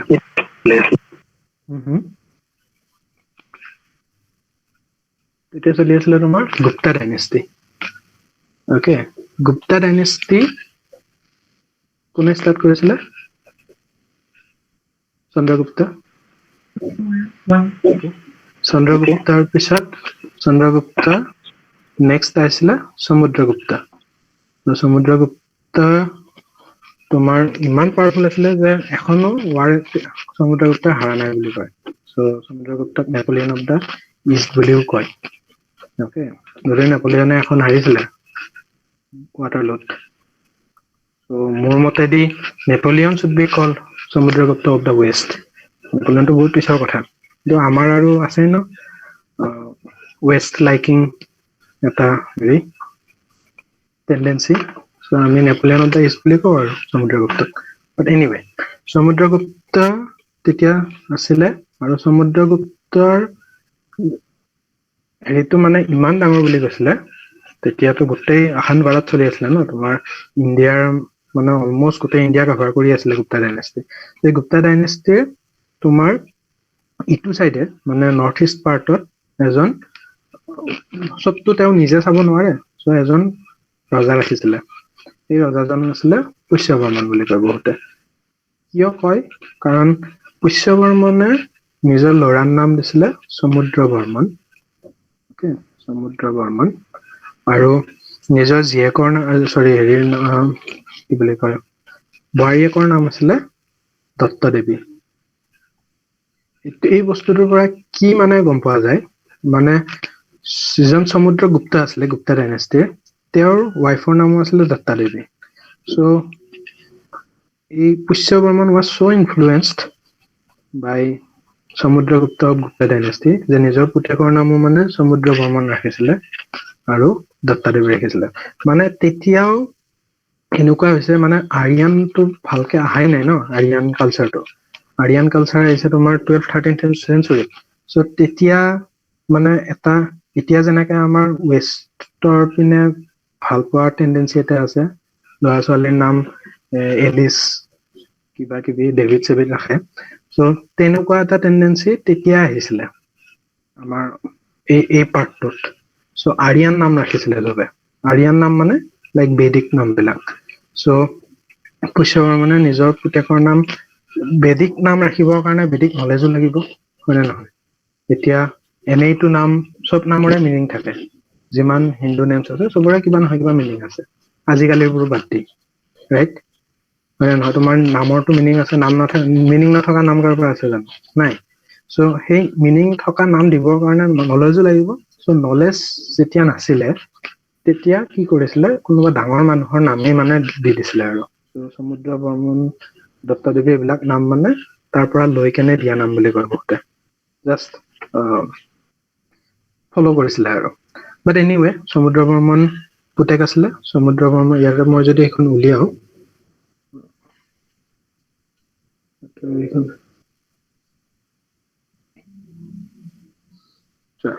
পুষ্যবৰ্মন 350 AD মানৰ। দেন সমুদ্ৰবৰ্মন আহিলে। সমুদ্ৰবৰ্মনৰ দিনত ইমান একো হেৰি নাছিলে, নৰ্মেল। চ' তেওঁৰ পেৰেলেলি গুপ্তা ডাইনেষ্টিত আছিলে চন্দ্ৰগুপ্ত 2। চ' চন্দ্ৰগুপ্ত 2 মানে তোমাৰ চন্দ্ৰগুপ্ত 2ৰ আৰু এটা নাম আছিলে বিক্ৰমাদিত্য। বিক্ৰমাদিত্যৰ তোমাৰ ৰাজসভাত কালিদাস আছিলে। কালিদাসেতো বহুত কিবা কিবি লিখিছে, গম পোৱা। চ' কালিদাসৰ ৰঘুবংশ বুলি এখন হেৰি আছিলে, বুক আছিলে। তাতে ইয়াতে তোমাৰ বৰ্মন ডাইনেষ্টিৰ মানে হেৰি কি বুলি কয় নাম মানে মেনচন কৰা আছে। চ' সেইটোৰ পৰা গম পাই যে অলপমান মানে হেৰি ভাল আছিলে আৰু ৰিলেশ্যন বা টাৰ্মছ ভাল আছিলে গুপ্তা ডাইনেষ্টিৰ লগত আমাৰ বৰ্মন ডাইনেষ্টিৰ। অকে, তাৰপিছত সমুদ্ৰবৰ্মনৰ পিছত বল বৰ্মন আহিলে। বল বৰ্মনৰ পিছত কল্যাণ বৰ্মন, গণপতি বৰ্মন, এইবিলাক মানে নট চ' ইম্পৰ্টেণ্ট। আৰু মহেন্দ্ৰ বৰ্মন অলপমান ইম্পৰ্টেণ্ট হয়, কাৰণ তেওঁ কি কৰিছিলে, এই কৰতোৱা ৰিভাৰৰ কথা কৈছিলো ন, কৰতোৱা ৰিভাৰ, এই কৰতোৱা ৰিভাৰৰ পৰা বঢ়াইছিলে মানে নিজৰ হেৰিটো, বাউণ্ডাৰীটো। চ' এজন ৰজাৰ কি কাম থাকে, তেওঁতো নিজৰ জাগাতটো চবেই মানে কোনোবা এজন লিডাৰে ৰজা হৈ যাব পাৰে, isn't it? যদি নিজৰ বাউণ্ডাৰী বঢ়াব পাৰিছে, then in the real term he can be called a king, isn't it? So সেনেকুৱা যদি আমি মিনিং উলিয়াও যে ফাৰ্ষ্ট নিজৰ মানে first ruler in Assam who expanded its territory, so then it will be Mahendra Barman. So Mahendra Barman গুপ্ত ডাইনেষ্টিৰ যেতিয়া মানে তেতিয়ালৈকে অলপ মানে গুপ্ত ডাইনেষ্টি হেৰি কৰি আহিল আৰু বিক্ৰমাদিত্যৰ পিছত তোমাৰ স্কন্দগুপ্ত, কুমাৰগুপ্ত, ৰূপগুপ্ত, বুধগুপ্ত, মানে ইমান বেছি ইম্পৰ্টেণ্ট। চন্দ্ৰগুপ্তৰ যেনেকে নাম শুনা, তেনেকে বিক্ৰমাদিত্যৰ শুনা জানো? চৰি, বিক্ৰমাদিত্য যেনেকে বাকীবোৰ শুনা জানো? নাই ন? চ' যেতিয়া তোমাৰ মানে উইক হৈ আহিছিল, তেতিয়া এই মহেন্দ্ৰ বৰ্মনে চান্স লৈ কৰতোৱা ৰিভাৰৰ পৰা এক্সপাণ্ড কৰিছিলে সেইটো চাইডে। অ'কে, এক্সপাণ্ড কৰি একদম তোমাৰ মানে এইখিনিতো বাংলাদেশ হয়, বাংলাদেশৰ মাজেদিয়ে গৈছে কৰতোৱা ৰিভাৰ, ছিকিম, ৱেষ্ট বেংগল হয়, এনেকে বাংলাদেশৰ মাজেদি গৈছে। চ' বাংলাদেশৰ গোটেই এৰিয়াটো লৈ লৈছিলে এটা টাইমত মহেন্দ্ৰ বৰ্মনে। অ'কে, চ' যিটো বাৰু বেছি দিন নাথাকিলে, আকৌ তোমাৰ মহাসেন গুপ্তা আহি কেনে আকৌ তোমাৰ ইপিনে লৈ ললে ঠেলি কেনে। চ' বাট এনিৱে এইটো এটা ট্ৰাই দিছিলে আৰু। চ' মহেন্দ্ৰ গুপ্ত তেতিয়া মহাৰাজী ধেৰাজ এটা টাইটেল আছিলে, সেই টাইটেলটো লৈছিলে অশ্বমেধ যজ্ঞ বুলি কয়। অশ্বমেধ যজ্ঞ তেওঁ দুবাৰ কৰিছিলে। চ' এটা কথা মানে ক্লিয়াৰ যে মহেন্দ্ৰ বৰ্মন বহুত মানে পাৱাৰফুল কিং আছিলে সেইটো টাইমত। অ'কে, চ' তাৰপিছত নেক্সট নাৰায়ণ বৰ্মন, মহাভূত বৰ্মনক বহুতে ফুটি বৰ্মন বুলিও কয়, মানে ফুটি Varman. So' Bhuti Varman was like he was also' powerful. আৰু ফুটি বৰ্মন কিমান পাৱাৰফুল আছিলে বা তেওঁৰ টাইমতো যে এই বাংলাদেশৰ এৰিয়াটো আছিলে আমাৰ হাতত, সেইটো গম পাই এখন স্লেট মানে পোৱা গৈছে, য'ত লিখা আছে যে শ্ৰীহট্ট বুলি যিখিনি এৰিয়া এতিয়া যিখিনি বাংলাদেশত পৰে, এই এৰিয়াত ব্ৰাহ্মণক লেণ্ড ডনেট কৰিছিলে ফুটি বৰ্মনে। চ' ডেট মিনছ যে সেই বাংলাদেশৰ সেই এৰিয়াটো তেতিয়া আমাৰ হাতত আছিলে, আমাৰ মানে বৰ্মন ডাইনেষ্টিৰ হাতত আছিলে। অ'কে, চ' শ্ৰীহট্ট, এইটো শ্ৰীহট্ট আৰু এইখিনি হাতত আছে পুণ্ড্ৰবৰ্ধন বুলি। এইটো এৰিয়াও অলপ ইম্পৰ্টেণ্ট হয়, আমি গম পাম কিয় ইম্পৰ্টেণ্ট। চ' এই পুণ্ড্ৰবৰ্ধন এৰিয়াটো তোমাৰ ফুটি বৰ্মনৰ আণ্ডাৰত আছিলে। কিন্তু তেতিয়া তোমাৰ মহাসেন গুপ্তাই কি কৰে, এই ঠেলি কেনে এই পুণ্ড্ৰবৰ্ধন এৰিয়া গোটেইটো তোমাৰ আকৌ গুপ্তা ডাইনেষ্টি বা সিপিনে যি ডাইনেষ্টি আছিলে আৰু সেইটো আমাৰ কাৰণে ইমান ইম্পৰ্টেণ্ট নহয়, সিহঁতে নিজৰ পিনে লৈ লৈছিলে। অ'কে, চ' এই পুণ্ড্ৰবৰ্ধনটো এবাৰ ললে ন বৰ্মন ডাইনেষ্টিয়ে, চ' এইটো নিজৰ যেন লগা হ'ল। চ' পিছত আকৌ গুপ্তা ডাইনেষ্টি ঘূৰাই লৈ গ'লেও মানে বৰ্মন ডাইনেষ্টি যিমান আছিলে তেওঁলোকে they were trying to get it back. এই পুণ্ড্ৰবৰ্ধনৰ কাৰণেই তোমাৰ আৰু এখন ৱাৰ হৈছিলে। চ' আমি চাম এই ৱাৰখন কি আছিলে কেনেকে হ'ল। চ' আকৌ আমি ডাইনেষ্টিটোলৈকে গৈছো। ফুটি বৰ্মনৰ পিছত চন্দ্ৰমুখ বৰ্মন, স্থিত বৰ্মনৰ পিছত সুস্থিত বৰ্মন। এই সুস্থিত বৰ্মনৰ দুজন পুতেক আছিলে, সুপ্ৰতিষ্ঠিত আৰু ভাস্কৰ বৰ্মন। অ'কে, এই ভাস্কৰ বৰ্মনৰ নাম চাগে শুনিছা বহুত, কুমাৰ ভাস্কৰ বৰ্মা। এই Kumar Bhaskar Varma is actually from the Varman dynasty. So' ইয়াতে কি হয়, একচুৱেলি ভাস্কৰ বৰ্মন তোমাৰ এইটো ভাস্কৰ বৰ্মন উঠে 594 AD-ত। অ'কে, এইটো অলমষ্ট তোমাৰ মানে অনুমানিক নহয়, এইটো মানে ক'ব পাৰি উইথ প্ৰুফ, কাৰণ ভাস্কৰ বৰ্মন উঠিয়েই তেওঁ যেনেকে তোমাৰ আমি এতিয়া 2021 টো কেনেকে ষ্টাৰ্ট হ'ল, কেনেকে মেজাৰ কৰিছে, জিৰ'টো ক'ত আছে, কি হয় জিৰ'টো, বাৰ্থ অফ জিৰ'টো তোমাৰ বাৰ্থ অফ জেছাছ হয় নে নহয়, জিৰ'টো তোমাৰ birth of Jesus, like that তোমাৰ ভাস্কৰ বৰ্মনে যেতিয়া তোমাৰ কিংডম ললে সেই ইয়াৰটোৰ পৰা হি ষ্টাৰ্টেড ভাস্কৰাব্দ, যেনেকে তোমাৰ শকাব্দ আছে আমি জানো ন, শকাব্দ আছে, গুপ্তাব্দ আছে, তেনেকে ভাস্কৰাব্দ ষ্টাৰ্ট কৰিছিল। চ' তোমালোকে যদি পঞ্জিকাবোৰ লোৱা তেতিয়া দেখিবা তলত ভাস্কৰাব্দ লিখা থাকে। ত' Bhaskarabda is like the Assamese way of writing years. Okay, so' কেনেকে উলিয়াবা ভাস্কৰাব্দ, 2021 minus 594, so 594 edit Kumar Bhaskar Barman উঠিছিল। চ' তেনেকে আমি গম পাওঁ, বাট এনিৱে ভাস্কৰ বৰ্মন উঠিছিলে। চ' ভাস্কৰ বৰ্মনৰ যিটো তোমাৰ টেনিয়ৰ আছিলে, that tenure is very important. Okay, কিয় ইম্পৰ্টেণ্ট এইটো আমি এতিয়া ডিছকাছ কৰিম। চ' ভাস্কৰ বৰ্মন 594ত উঠাৰ টাইমত তোমাৰ সিফালে লাইক তোমাৰ 606 মানত সিফালে তোমাৰ, মই যদি এখন উলিয়াও ইয়াতে কনৌজত তোমাৰ ৰজা আছিলে হৰ্ষবৰ্ধন। হৰ্ষবৰ্ধনৰ নামো শুনিছা চাগে। চ' হৰ্ষবৰ্ধন আৰু Bhaskar Varman became best friend later on. কেনেকে সেইটো আমি ডিছকাছ কৰিম। অ'কে, চ' হৰ্ষবৰ্ধন ৰজা হোৱাৰ এটা ষ্টৰি আছে, এইটো ডিটেইলছত নকওঁ, বাট এনেকুৱা আৰু তোমাৰ যিখিনি তোমাৰ ইপিনে লাইক আমাৰ ইষ্টত আৰু আমাৰ ৱেষ্টত, আমিতো ইটো চাইডে আমাৰ কৰতোৱা ৰিভাৰ আছে, কৰতোৱা ৰিভাৰৰ ইটো চাইডে তোমাৰ যিখন তোমাৰ কিংডম আছিলে, that kingdom was called Gauda. Okay, Gauda kingdom. So' Gauda কিংডমৰ তেতিয়া এজন শশাংক নামৰ এজন হেৰি আছিলে, বহুত পাৱাৰফুল ৰজা আছিলে।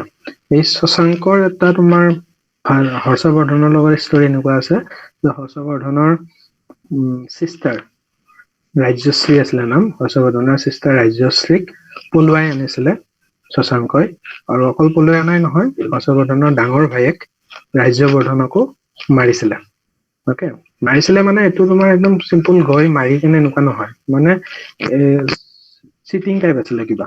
অ'কে, ষ্টৰিটো লাইক চিট কৰি কেনে তোমাৰ ভনীয়েকক পলুৱাই আনিছিলে আৰু দাদাকক মাৰিছিলে। তাৰপিছত হৰ্ষবৰ্ধন যেতিয়া ৰজা হ'ল, তেতিয়া পিছত ৰাজ্যশ্ৰী পলাই কেনে তোমাৰ ইপিনে বিন্ধ্যা হিলছৰ পিনে গৈ লুকাই থাকিছিল আৰু। চ' এনিৱে হৰ্ষবৰ্ধন যেতিয়া ৰজা হ'ল, তেতিয়া মানে হৰ্ষবৰ্ধনৰ এটাই এইম আছিলে যে এনি হাও শশাংকক হৰাব লাগে আৰু ৰাজ্যশ্ৰীক মানে ঘূৰাই লৈ যাব লাগে।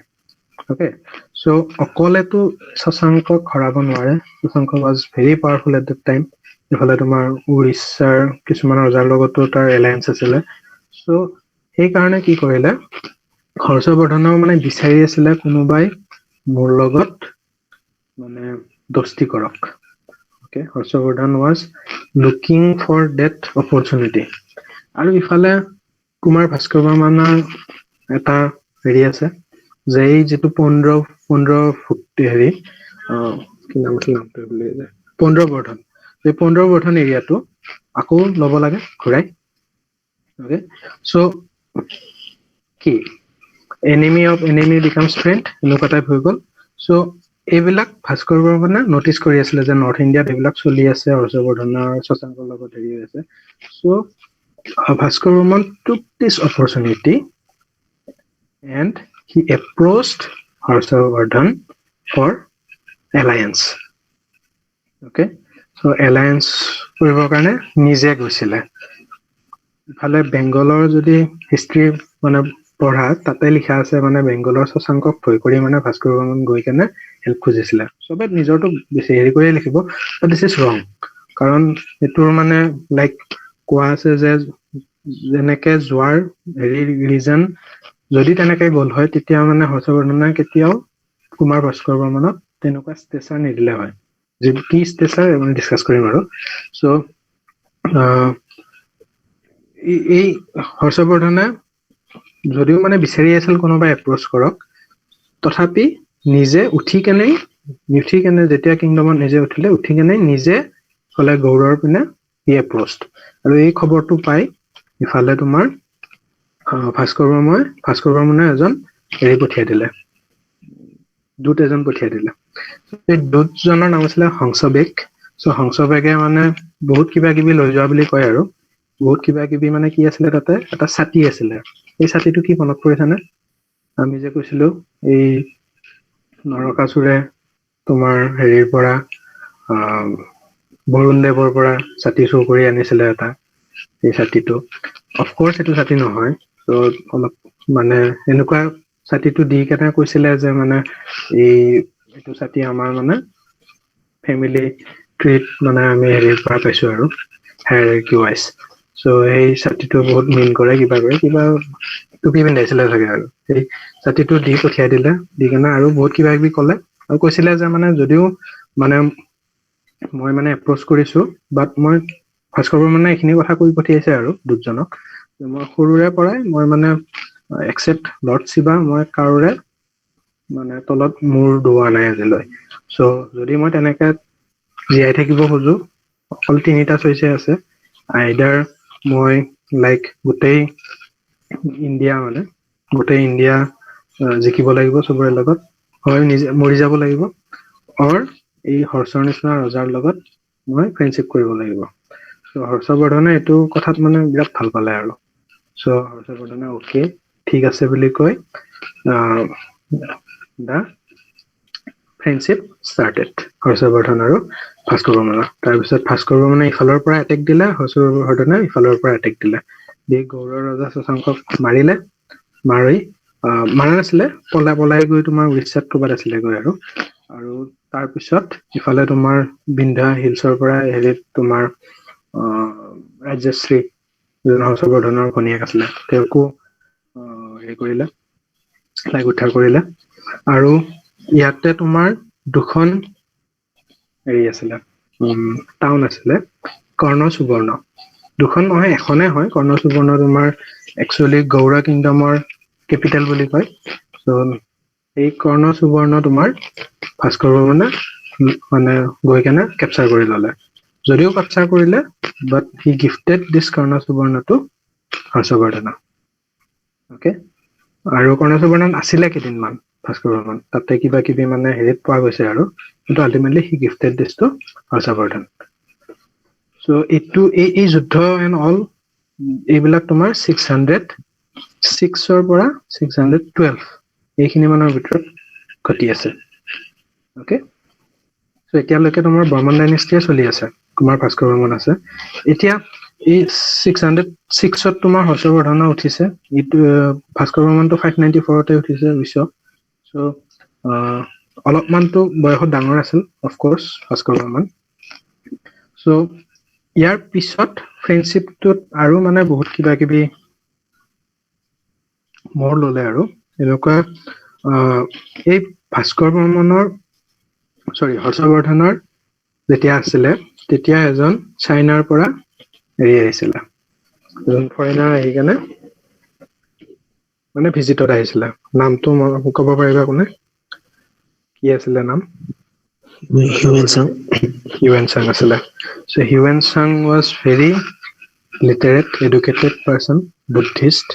চ' তেতিয়া তোমাৰ ইয়াতে বিহাৰত এখন ডাঙৰ ইউনিভাৰ্চিটি আছিলে, নালন্দা ইউনিভাৰ্চিটি বুলি।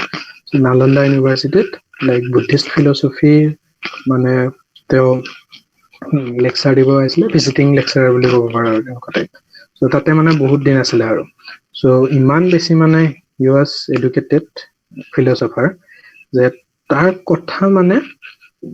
তেওঁৰ কথা কিবাকে মানে কোনোবা এজন ব্ৰাহ্মণ বিলাক এনেকে পঠিয়াই মাতি থাকে বুলি কৈছিলো ন। চ' কোনোবা এজন ব্ৰাহ্মণৰ মুখত মানে ভাস্কৰ বৰ্মাই শুনিলে, শুনি কেনে মানে হি ৱাজ চ' ইমপ্ৰেছড যে হিউৱেন চাঙক অসমত আহিবৰ কাৰণে হি ৰিকুৱেষ্টেড, হি চেণ্ট 2 letters.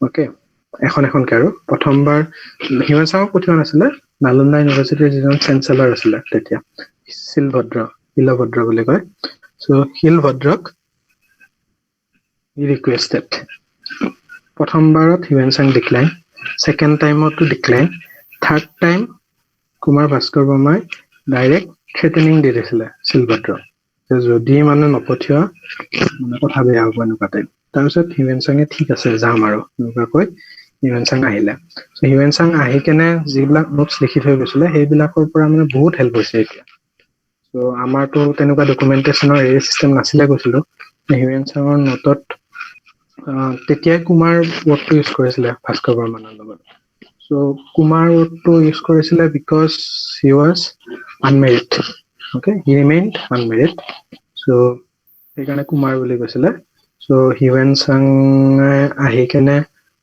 মানে অসমৰ ঘূৰি মেলি বাউণ্ডাৰীৰ ওপৰত কমেণ্ট কৰিছিলে কালচাৰ চবৰে ওপৰত লিখি মেলি থৈ গৈছে আৰু বাট এনিৱে যেতিয়া হিউৱেন চাং ইয়াতে আছে থাকোতে তেতিয়া হেৰিত ইয়াতে তোমাৰ হৰ্ষবৰ্ধন নাছিলে হিউৱেন চাঙক যেতিয়া মাতি পঠিয়াইছিলে হৰ্ষবৰ্ধন ইয়াতে নাছিলে ইয়াতে তোমাৰ উৰিষ্যাৰ এইখিনিত কংগোদা বুলি এখন তোমাৰ কিংডম আছিলে কংগোদা কিংডমত এটেক কৰিবৰ কাৰণে হৰ্ষবৰ্ধন গৈছিলে চ' হৰ্ষবৰ্ধন যেতিয়া বেক কৰিলে কনৌজলৈ বেক কৰি গম পালে যে হিউৱেন চাঙক ভাস্কৰ বৰ্মাই লৈ গ'ল চ' ভাস্কৰ বৰ্মাক হৰ্ষবৰ্ধনে আকৌ লেটাৰ পঠাই ৰিকুৱেষ্ট কৰিলে যে উইদাউট ডিলে হিউৱেন চাঙক আকৌ ঘূৰাই পঠিয়াব লাগে নালন্দালৈকে তাৰপিছত কুমাৰ ভাস্কৰ বৰ্মাইও মানে লিখি পঠিয়াইছিলে একজেক্টলি এইটো লাইন লিখা আছে আৰু যে কুমাৰ ভাস্কৰ বৰ্মাই তেওঁৰ মূৰটো কাটি পঠিয়াব পাৰে কিন্তু হিউৱেন চাঙক কনৌজলৈকে ঘূৰাই পঠিয়াব নোৱাৰে অ'কে মানে ইমান মানে ইম্প্ৰেছড আছিল চব হিউৱেন চাঙলৈ চ' হৰ্ষবৰ্ধনৰ ৰিপ্লাই দিলে যে ঠিক আছে মূৰটোকে কাটি পঠিয়াই দিয়া পিছে তাৰপিছত ভাস্কৰ বৰ্মাই গম পালে যে হি ইজ বিং ডেছপাৰেট নাও তাৰপিছত ভাস্কৰ বৰ্মাই নিজে হিউৱেন চাঙক লৈ ইয়াতে থব আহিলে অ'কে নালন্দালৈকে থব আহিলে হৰ্ষবৰ্ধনক লগো কৰিলে পুৰণা ফ্ৰেণ্ড একেলগে শশাংকৰ লগত হেৰি কৰা যুদ্ধ কৰা নহওক চ' তেতিয়া মানে এনেকুৱাকে কোৱা আছে যে এখন এটা তোমাৰ প্ৰচেছন হৈছিলে বুদ্ধিষ্ট বোৰৰ আৰু তেতিয়া এই বুদ্ধৰ যিটো মানে মূৰ্তি আছিলে এই বুদ্ধৰ মূৰ্তিটো তোমাৰ দুফালৰ পৰা দুজনে মানে ওপৰত ছাতিৰে এনেকে ধৰি কেনে তোমাৰ প্ৰচেছনটো হৈছিলে আৰু এই ছাতিৰে ধৰা এজন আছিলে ভাস্কৰ বৰ্মা আৰু এজন আছিলে হৰ্ষবৰ্ধনে নিজে ইন্দ্ৰৰ নিচিনাকে মানে ড্ৰেছ কৰিছিলে আৰু ভাস্কৰ বৰ্মা লৰ্ড ব্ৰহ্মাৰ ড্ৰেছ পিন্ধাই কিনে ছাতিটো ল'ব গৈছিলে দেট মিনছ তোমাৰ এনেকুৱা নহয় যে বেংগল হিষ্ট্ৰীত যিটো লিখা আছে যে ভাস্কৰ বৰ্মনে মানে নিজকে চাৰেণ্ডাৰ কৰিছিলে হৰ্ষবৰ্ধনৰ ওপৰত চ' তেনেকুৱা একো ৰিলেশ্যন নাছিলে চ' ইকুৱেল কিং দুজনৰ ৰিলেশ্যন যেনেকুৱা হয় তেনেকুৱা আছিলে আৰু ইভেন উল্টা ৰেচপেক্ট পাইছিলে কাৰণ ব্ৰহ্মাৰ ড্ৰেছ দিয়া মানে ইট ইজ এ ৰেচপেক্ট বয়সতো ডাঙৰ আছিলে that may be the another reason but anyway so' Bhaskar বৰ্মনৰ পিছত আকৌ তোমাৰ প্ৰব্লেমটো হ'ল যে ভাস্কৰ বৰ্মা ৱাজ কুমাৰ মানে he was unmarried so' he didn't have any kind of children so' এতিয়া নেক্সট কোন ৰজা হ'ব সেইটো এইবিলাক তোমাৰ এনেকুৱা হেৰি হোৱাৰ লগে লগে কি হয় আনষ্টেবল হৈ যায় মানে কিংডম এটা চ' বৰ্মন ডাইনেষ্টি এই আনষ্টেবল হোৱাৰ লগে লগে তোমাৰ চান্স ল'লে কোনে নেক্সট কি ডাইনেষ্টি আহিছিলে কোনোবাই জানা বৰ্মন ডাইনেষ্টিৰ পিছত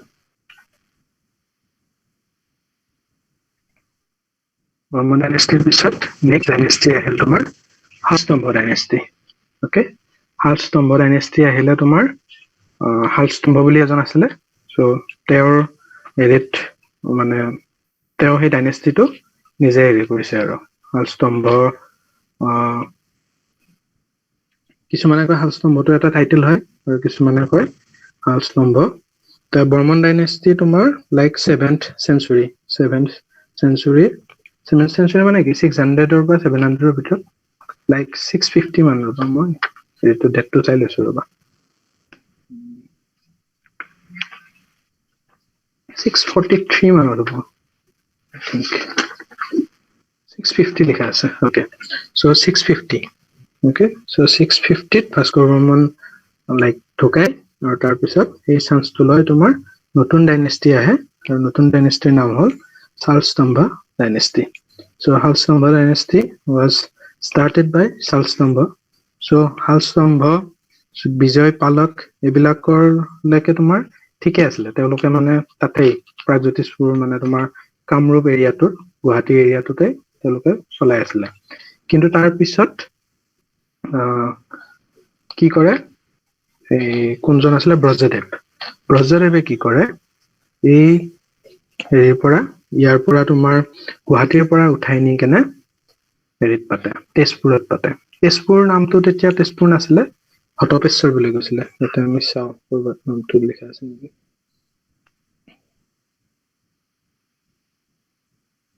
এইটো চোৱা হতপেশ্বৰ আছিলে তেতিয়া নাম সো হতপেশ্বৰত নতুন নাম দি ষ্টাৰ্ট কৰিলে বহুতে কয় যে এজন ব্ৰজদেৱ নাছিলে হৰজৰ বৰ্মনৰ হে দিনত হৈছিলে সো মেবি সো হৰজৰ বৰ্মনৰ দিনত হোৱা বুলিও ক'ব পাৰি কাৰণ তেজপুৰত তোমাৰ হৰজৰ পুখুৰী বুলি জাগা এটুকুৰো আছে বাট এনিৱে এইখিনিতো চেম চলিয়ে আছে সো হৰ্জাদেৱ যাৰ দিনতে নহওক আৰু the capital got shifted from Guwahati Kamrup এৰিয়াৰ পৰা হেৰিলৈকে গুচি গ'ল তেজপুৰলৈকে গুচি গ'ল অকে এতিয়া হৰপেশ্বৰ বা হতপেশ্বৰ নামটো কিয় হ'ল এইটোৰ ওপৰত বহুত কিবা আছে কিছুমানে কয় হৰ মানে পাহাৰ চ' আৰু মানে তোমাৰ it's like to cover something with a basket or dish চ' তেনেকুৱা এৰিয়াটো তেনেকুৱা আছিলে কাৰণে হৰপেশ্বৰ বুলি কয় বা কিছুমানে কয় মেবি হতপ নামৰ কিবা এজন দেৱতাৰ পূজা কৰিছিলে তেওঁলোকে চ' সেইকাৰণে নামটো হতপেশ্বৰ হৈ গ'ল যিয়ে নহওক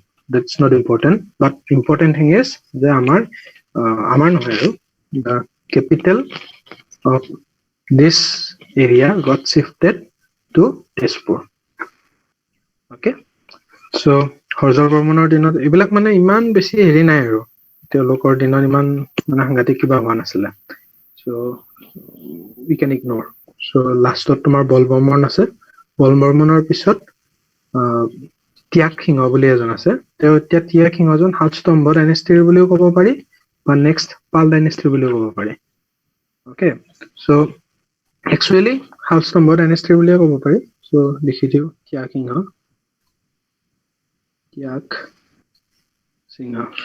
so ত্যাগ সিংহ was the last ruler okay the last ruler of Shalstambha dynasty of Kamrupa kingdom খনৰ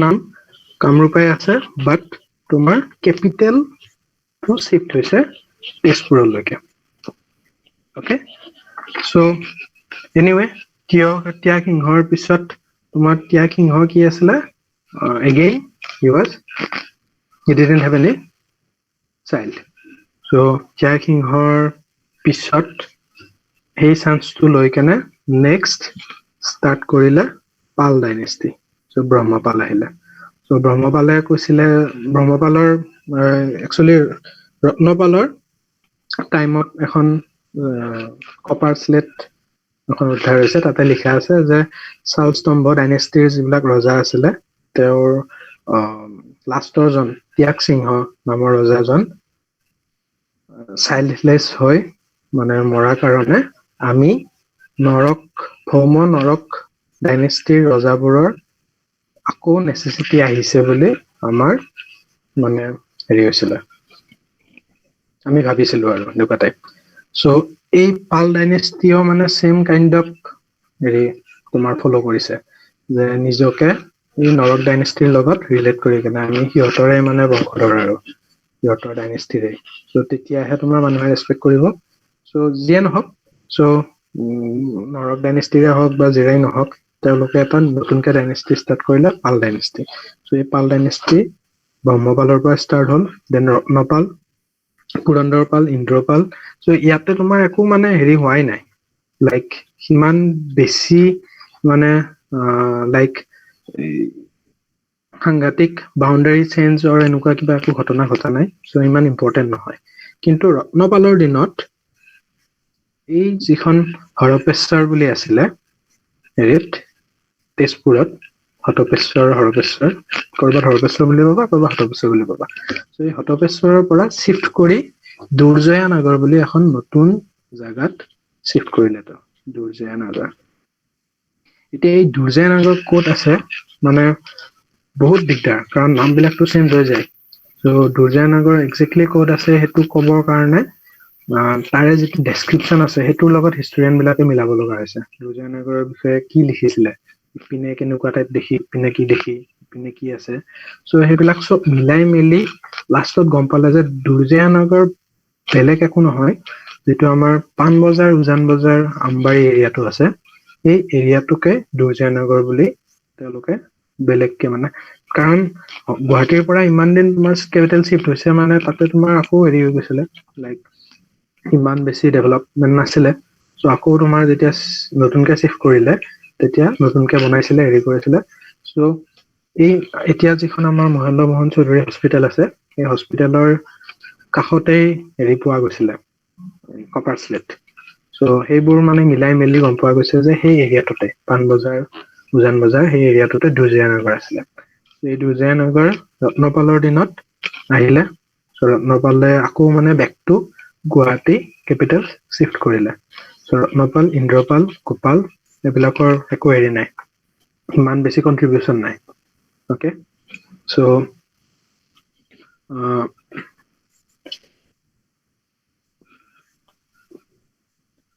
ঠিকে আছে এইখিনিলৈকে।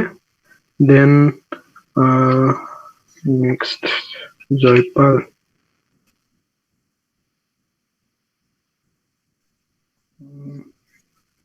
অ'কে, এই জয়পালৰ দিনত তোমাৰ হেৰিৰ পৰা লাইক গৌড় যিটো কিংডম আছিলে সিহঁতে আকৌ এটেক কৰিলে।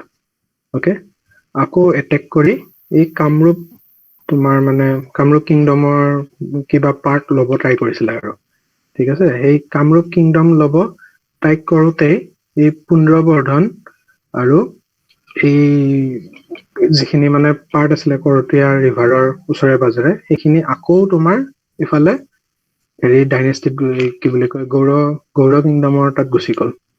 অ'কে, এই গৌড় কিংডমে তেতিয়া কি কৰিলে, কিংগদেৱ বুলি নিজৰে এজন মানে হেৰি কি বুলি কয়, সিহঁতৰ ফালৰ পৰা এজন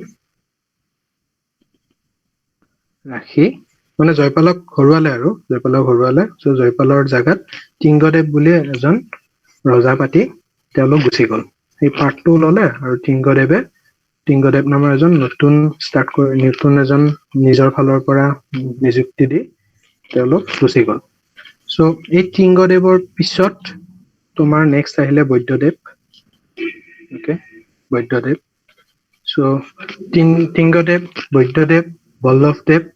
চ' এইবিলাকৰ মানে কি, তেওঁলোকে বৈদ্যদেৱৰ দিনতে ইতিমধ্যে মানে দে ডিক্লেয়াৰ্ড দেমছেল্ভছ ইণ্ডিপেণ্ডেণ্ট, মানে কিমান আৰু হেৰিৰ আণ্ডাৰতে থাকিব, গৌড়ৰ আণ্ডাৰতে থাকিব। টিংগদেৱক পাতি গ'ল হয়, টিংগদেৱৰ পিছত যেতিয়া বৈদ্যদেৱ আহিলে ই ডিক্লেয়াৰ্ড হিমছেল্ফ ইণ্ডিপেণ্ডেণ্ট, কাৰণ গম পাইছে যে পতককে মানে লাইক এটেক কৰা ইমান ইজি নাছিলে Kamarupa kingdom, because of the river. So' they declared themselves independent. So' independent হোৱাৰ পিছত তোমাৰ বৈদ্যদেৱ ঢুকালে, বৈদ্যদেৱৰ পিছত আহিলে তোমাৰ কোন আহিলে বা কি আহিলে সিমান বেছি মানে অলপ দিগদাৰ হৈ পোৱা, কিন্তু বহুতে কয় যে বল্লভদেৱ নামৰ এজন আছিলে। সেই বল্লভদেৱ একচুৱেলি বাকী মানে এনেকুৱা নহয় যে বৈদ্যদেৱৰ পুতেক আছিলে বা হেৰি আছিলে, বল্লভদেৱ কোনোবা বেলেগ আছিলে। তেতিয়া কি হৈছিলে, তোমাৰ যিটো লৱাৰ আছামৰ এই পাৰ্টটো, কামৰূপ নলবাৰী এই পাৰ্টটো, বহুত তোমাৰ সৰু সৰু জেগা কিছুমান কুচি বুলি কয়। অ'কে, এই কুচি মানে তোমাৰ লাইক বহুত কেইখন গাঁও মিলি কেনে আৰু কুচি হৈ যায়, যেনেকে শুৱালকুছি আছে, Kalitakuchi, পাথৰকুছি, Patacharkuchi.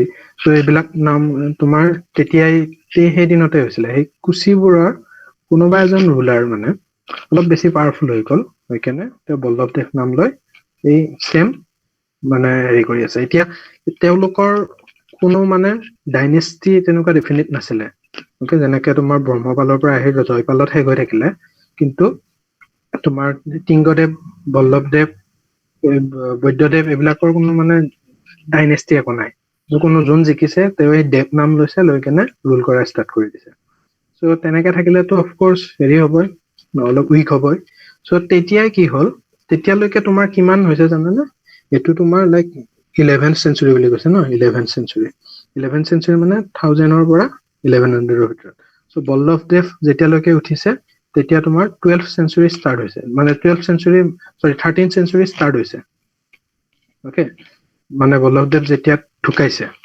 Okay Ballabhdev ঢুকাওতে 12th century চলি আছে 12th century মানে 1100ৰ পৰা 1200 চ' বল্লভদেৱৰ পিছত কোন হৈছে ইমান গম পোৱা নাযায় কাৰণ আকৌ তোমাৰ মানে লিখা ডকুমেণ্টেশ্যন এইটো চিষ্টেমটো উঠি গৈছিলে চ' তাৰ পিছত গম পোৱা যায় জাষ্ট বিকজ এটা এটেক হৈছিলে সেই এটেকটো কিহৰ কাৰণে হৈছিলে এইটো আমি নাও লেটছ সি চ' এতিয়ালৈকে আমি 1200 পালো আহি ৰাইট 1200 পালো আহি চ' 1200ৰ এইখিনিত দিল্লীত কি হৈছিলে তেতিয়া দিল্লী মানে নৰ্থ ইণ্ডিয়াত 1191ত ইছলামিক ইনভেজন হয় ৰাইট তোমাৰ War of Torain, isn't it? So War of Torainot তোমাৰ পৃথ্বীৰাজ চৌহান আছিলে না পৃথ্বীৰাজ চৌহান মাৰি কেনে তোমাৰ মহম্মদ ঘূৰি আহে চ' মহম্মদ ঘূৰিয়েতো নিজে নাথাকিছিল তাতে চ' এজন তেওঁৰ যিজন কমাণ্ডাৰ আছিলে সেনাপতি তেওঁক ডাইনেষ্টি তেওঁক মানে ৰজা পাতি কেনে গৈছিলে দিল্লীত চ' সেই এইটোৰ নাম কি হয় স্লেভ ডাইনেষ্টি চ' স্লেভ ডাইনেষ্টি 1206ত তোমাৰ ষ্টাৰ্ট হয় ৰাইট চ' 1206ত তোমাৰ স্লেভ ডাইনেষ্টিত কোন আহে ফাৰ্ষ্ট কুতুবুদ্দিন আইবাক কুতুব মিনাৰৰ মানে যিয়ে ষ্টাৰ্ট কৰিছিল আৰু কুতুবুদ্দিন আইবাক এই কুতুবুদ্দিন আইবাকৰ দিনতে তোমাৰ চ' কুতুবুদ্দিন আইবাকে যেতিয়া লৈ ল'লে Delhi so' they will try to expand now so' ইফালে যিটো বেংগলৰ ৰিজন আছিলে বেংগলৰ ৰিজনটো কেপচাৰ কৰি ল'লে অ'কে বেংগলৰ ৰিজনটো কেপচাৰ কৰি কুতুবুদ্দিন আইবাকে কি কৰিলে দিল্লীত নিজে থাকিলে আৰু বেংগলত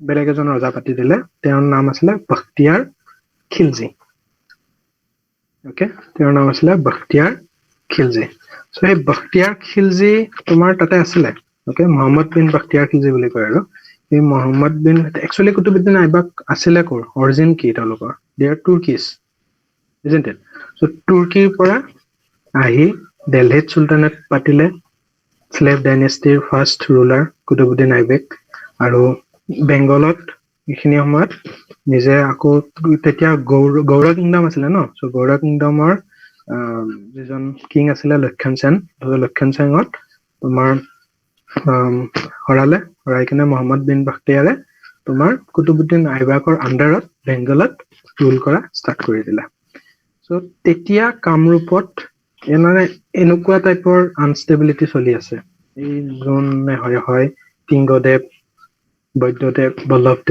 বল্লভদেৱৰ পিছত কোনোবা আছিলে এইবিলাক মানে গম পোৱা নাযায় আৰু কোন আছিলে কিন্তু সেইখিনি সময়ত এজন আছিলে ৰজা কামৰূপত he was known as Prithu বহুতত বাৰটু বুলিও কয় পৃথু অৰ বাৰটু চ' নাও থিংছ গেট ইণ্টাৰেষ্টিং চ' ইফালে তোমাৰ হেৰি কৰিলে লাইক ইণ্ডিয়াৰ যদি মেপখন চাওঁ এনেকুৱা আৰু ইয়াতে তোমাৰ কেপচাৰ কৰি আছে ইফালে তোমাৰ কুতুবুদ্দিন আইবাক আছে ইফালেও তোমাৰ মানে দিল্লী চুলতানেটে আৰু এইখিনি আছে তোমাৰ হেৰি লাইক কামৰূপ চ' কামৰূপত ইমান বেছি ইণ্টাৰেষ্ট নাছিলে কাৰণ ইয়াৰে যিখিনি তোমাৰ জিঅ'গ্ৰাফিকেল কণ্ডিশ্যন হয় ইয়াতে ৰুল কৰিব পৰা মানে ইমান it was not proper okay geographical condition বিলাকত আমাৰ মানুহে মানে ছাৰ্ভাইভ কৰিব পাৰিছিল বেলেগ মানুহ সহজে নোৱাৰে চ' ইয়াতে যিজন আছিলে মহম্মদ বিন বখতিয়াৰ খিলজী তেওঁ এটা মানে ইচ্ছা কৰিছিলে যে ইপিনে গৈ কেনে তিব্বত গৈ পিনে তিব্বতত হেৰি কৰিব, এটেক কৰিব, ইফালে গৈ চাইনাত এটেক কৰিব, এইবিলাক কৰিব আৰু। চ' তাৰ কাৰণে ইফালে কামৰূপ হৈ যাব লাগিব। অ'কে, কামৰূপ হৈ যাব লাগিব। চ' কামৰূপ হৈ যাবৰ কাৰণে জাষ্ট পৃথুক জাষ্ট সুধি পঠিয়াইছিল যে মানে এনেকে যাব খুজিছো, চ' মানে কেতিয়া যাব লাগিব এনেকুৱা টাইপ। অ'কে, মানে জাষ্ট এটা ইনফৰমেশ্যন এটা পঠিয়াইছিলে আৰু। চ' পৃথুৱে ক'লে যে এতিয়া হেৰি আছে, বাৰিষা কাল, চ' ৰেইনী চিজনত যাব নালাগে, যেতিয়া তোমাৰ খৰালি কাল আহিব, ইউ ষ্টাৰ্ট ইয়ৰ জাৰ্নি দেন।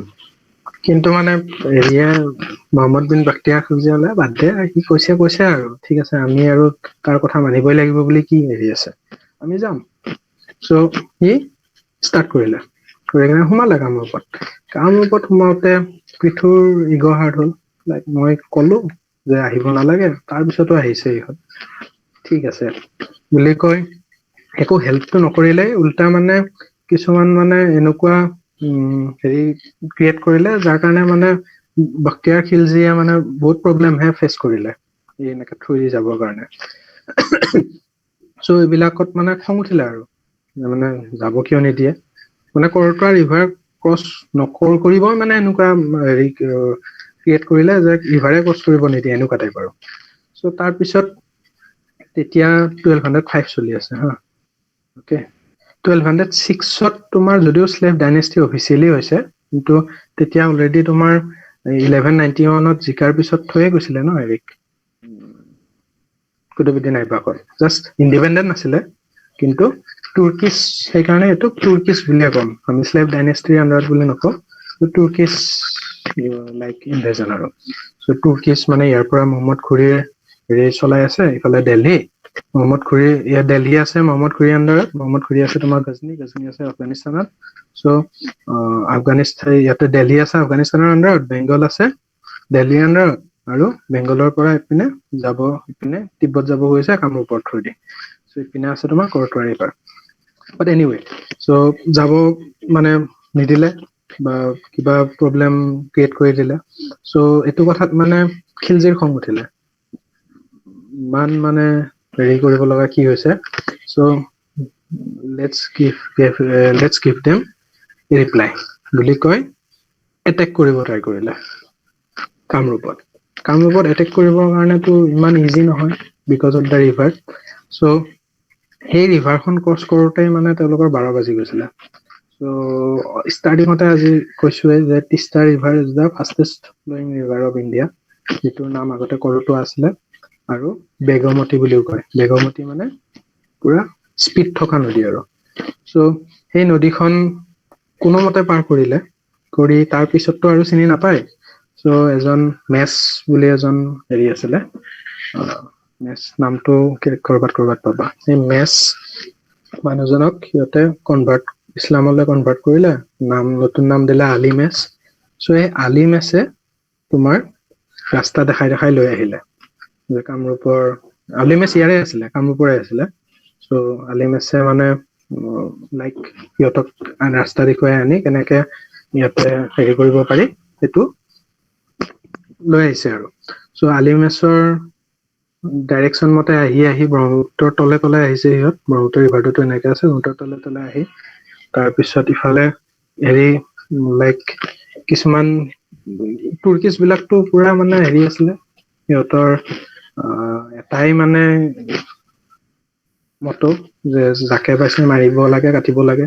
চ' ইয়াতে গাঁওবোৰত সোমাই সিহঁতে পুৰা লুটপাত কৰিছে, মানে মাৰিছে, কাটিছে। চ' ইয়াৰে লোকেল মানুহ বিলাক মানে বিৰাট খং উঠিলে সিহঁতৰ, বাহিৰৰ মানুহ আহি মানে এনেকুৱা কৰি আছে। চ' সিহঁতে ইয়াতে আৰু এখন সৰু নদীখনৰ নাম মানে মেনচন নাই, ত' সেই নদীখনত সিহঁতে মানে শিল, ডাঙৰ শিল দিয়াই আছিলে অলৰেডি। সেই ডাঙৰ শিলৰ ওপৰেদি মানে দলং টাইপ সিহঁতে ক্ৰছ কৰি আহিছিলে, ক্ৰছ কৰি আহি সোমাই সিহঁতে কামৰূপত মানে কামৰূপৰ মেইন কেপিটেলৰ ওচৰলৈকে গৈ আছিলে আৰু।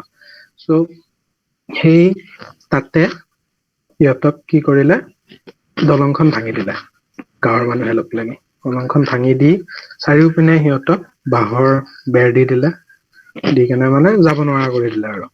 চ' বখতিয়াৰ খিলজি মানে লাষ্টত উপায় নোহোৱা হ'ল, খানা চানা ক'তো নোপোৱা হ'ল, ইফালে নদী ভাঙি দিছে, লাষ্টত এই দলঙৰ যিবিলাক বাঁহৰ আছিলে সেইবোৰ ভাঙি মেলি এই নদীত তেনেকে জাপ মাৰি নদী ক্ৰছ কৰিব ট্ৰাই কৰিলে। চ' তেনেকে জাপ মাৰি দিওঁতে সাঁতুৰিব জনাকেইটা এনেকে বাচিলে, সাঁতুৰিব নজনাবিলাক তাতে মৰিলে। চ' কোনো মতে মানে কেইটামান জাষ্ট আহ চিপাহী সৈন্য লৈ কেনে কোনো মতে ঘূৰি আহি আকৌ বেংগল পালে আৰু মানে কোনো মতে বাচিলে। চ' পৃথু আছিলে তেতিয়া ৰজা। অকে, চ' এইটো পৃথুৱে ডাইৰেক্ট মানে কৰাই নাই একো ৱাৰ। গাঁৱৰ মানুহৰ হাততে মানে এই অৱস্থা খিলজীৰ। তাৰপিছত তাতে আকৌ ঘূৰি আহি ইয়াতে পালে, তোমাৰ দেৱকোট বুলি কয়, এই বেংগলৰ যিখিনি জেগাত আছিলে তাতে আকৌ ঘূৰি আহি পালে। ঘূৰি আহি পোৱাৰ পিছতে তোমাৰ মৰি থাকিলে, মানে বেলেগ ৰিজনত হ'ব পাৰে, বাট খিলজি তাতে মানে ঢুকাই আৰু। অকে, চ' এইটো ফাৰ্ষ্ট ইছলামিক ইনভেজন আমাৰ কামৰূপত এই 1205-ত মহম্মদ বিন বাখতিয়াৰ খিলজি কৰিছিলে। তাৰপিছত ইফালে তোমাৰ খিলজি ঢুকালে আৰু ইফালে তোমাৰ কুতুবউদ্দিন আইবাকো ঢুকালে। আইবাকৰ পিছত নেক্সট আহিল ইলতুৎমিছ। আহিল। ইলতুৎমিছৰ দিনত ইয়াতে আছিলে তোমাৰ গিয়াছউদ্দিন। অকে, ইয়াতেওতো তোমাৰ খিলজি ঢুকালে, খিলজিৰ পিছত ইয়াতে তোমাৰ গিয়াছউদ্দিন। চ' গিয়াছউদ্দিন ইয়াতে বেংগলৰ ৰজা আছিলে, মানে আণ্ডাৰতে আৰু বস্তুটো এনেকে চলি আছে ন। এই লিংকটো কাট খাই গ'ল, ঘূৰি ঢুকোৱাৰ লগে লগে দে বিকেম ইণ্ডিপেণ্ডেণ্ট, শ্লেভ ডাইনেষ্টি ল'লে। চ' ইয়াৰ আণ্ডাৰত কৰি আছে তোমাৰ বেংগলত গিয়াছউদ্দিন। চ' গিয়াছউদ্দিন ইয়াতে যেতিয়া ৰজা হ'ল, ইফালে গিয়াছউদ্দিনেও এই লিংকটো কাটিব ট্ৰাই কৰিলে, মানে গিয়াছউদ্দিনেও নিজকে ইণ্ডিপেণ্ডেণ্ট কৰিবৰ কাৰণে ট্ৰাই কৰা ষ্টাৰ্ট কৰিলে। চ' ইলতুৎমিছৰ মানে তলত থাকিব নোখোজে, so' he wants an independent kingdom. So' তাৰ কাৰণে he has to expand his territory. So' expand কৰিবৰ কাৰণে কি কৰিলে, এইবিলাকতো কৰিয়ে আছে, মানে কথা নামানা কাম চামবিলাক চলি আছে। তাৰপিছত ইফালে আকৌ গিয়াছউদ্দিনে কামৰূপৰ এটেক কৰাৰ প্লেনিং কৰিলে মানে ওলাই গ'লেই। অকে, ইফালে সেই ওলাই যোৱা বুলি গম পাই ইয়াতে ইলতুৎমিছৰ ল'ৰা আছিলে তোমাৰ নাছিৰুদ্দিন। সেই নাছিৰুদ্দিনে সেই চান্সটো ল'লে। ইলতুৎমিছে নাছিৰুদ্দিনক পঠিয়াই দিলে যে গিয়াছউদ্দিন হ'লে কামৰূপলৈকে ওলাই গৈছে, চ' তই যাই কেনে নিজে বহ তাতে। তেতিয়া নিজৰে ঘৰৰ মানুহ থাকিলেতো আৰু নহয়, লাইক এনেকুৱা প্ৰব্লেম নাহে। চ' নাছিৰুদ্দিনক পঠিয়াই দিলে ইয়ালৈকে। চ' গিয়াছউদ্দিন ইফালে গৈ কামৰূপ জাষ্ট পাইছিলহে, তেতিয়াই গম পালে যে ইফালে নাছিৰুদ্দিন আহি আছে। চ' গিয়াছউদ্দিনে এতিয়া কোনপিনে যাওঁ কোনপিনে নাযাওঁ হ'ল, গম পাই ইপিনে কামৰূপ পাইছে, ইফালে পৃথু আছে ৰৈ। পৃথুই যেতিয়া গিয়াছউদ্দিনে গম পালে যে আই হেভ টু ৰিটাৰ্ণ, তেতিয়া পৃথুই আকৌ এটেক দিলে তাক। এটেক দিওঁতে মানে আৰু কি বুলি কয়, আৰু অৱস্থা বেয়া হৈ গ'ল তাৰ। যিমান লৈ গৈছিলে, সৈন্য লৈ গৈছিলে, আধা পৃথুৰ লগতে মৰিলে। বাকী যি অলপ চলপ আছিলে সেইবিলাকেৰে কোনো মতে আকৌ ঘূৰি আহি বেংগল পাই মানে আকৌ নাছিৰুদ্দিনৰ লগত যুদ্ধ কৰিব লগা হ'ল। চ' নাছিৰুদ্দিনৰ লগত যুদ্ধ কৰোতে গিয়াছউদ্দিন ফাইনেলি মৰিলে আৰু। চ' এইফালে তোমাৰ নাছিৰুদ্দিন এতিয়া থাকিলে। চ' ইয়াতে আছে ইলতুৎমিছ, ইয়াতে আছে নাছিৰুদ্দিন, ইয়াতে আছে পৃথু। এইটো তোমাৰ কেতিয়াৰ কথা, 1228ৰ কথা। 1228ত আৰু এটা ইণ্টাৰেষ্টিং কথা হৈছিলে, তুমি ক'ব পাৰিবা কি হৈছিলে? The history of Assam. Sukaphaa আহিছিল। Yes, 1228ত ইফালে কামৰূপত এইবিলাক চলি আছে, আৰু সিফালে তোমাৰ ম্যানমাৰৰ পৰা আহোম ডাইনেষ্টি মানে চুকাফা আহি কেনে কামৰূপত শিৱসাগৰত সোমাই তাতে নিজৰ ডাইনেষ্টি ষ্টাৰ্ট কৰিছে। সৰু ডাইনেষ্টি আৰু আহোম ডাইনেষ্টি তেতিয়া। ইফালে এইবিলাক চলিয়ে আছে। আমিতো প্ৰাগজ্যোতিষপুৰৰে কথা কৈ আছো ন আজি গোটেই, চ' আহোমৰ কথা নাযাওঁ আৰু, যদিও আমি 1228 পালো।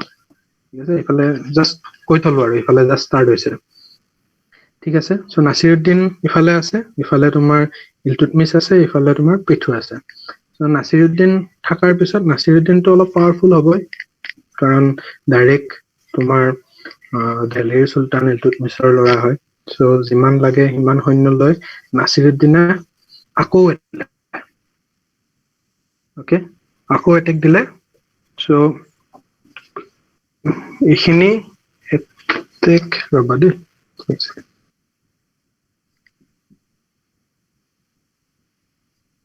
1227 কথা, not 1228. চ' 1228ত আকৌ এটেক দিলে নাছিৰুদ্দিনে। এইবাৰ এটেক দিওঁতে তোমাৰ পৃথু মৰে মানে। চ' কামৰূপৰ যিজন ৰজা আছিল পৃথু মৰি থাকে আৰু নাছিৰুদ্দিনে গোটেই কেপচাৰ কৰি লয় কামৰূপ এৰিয়াটো।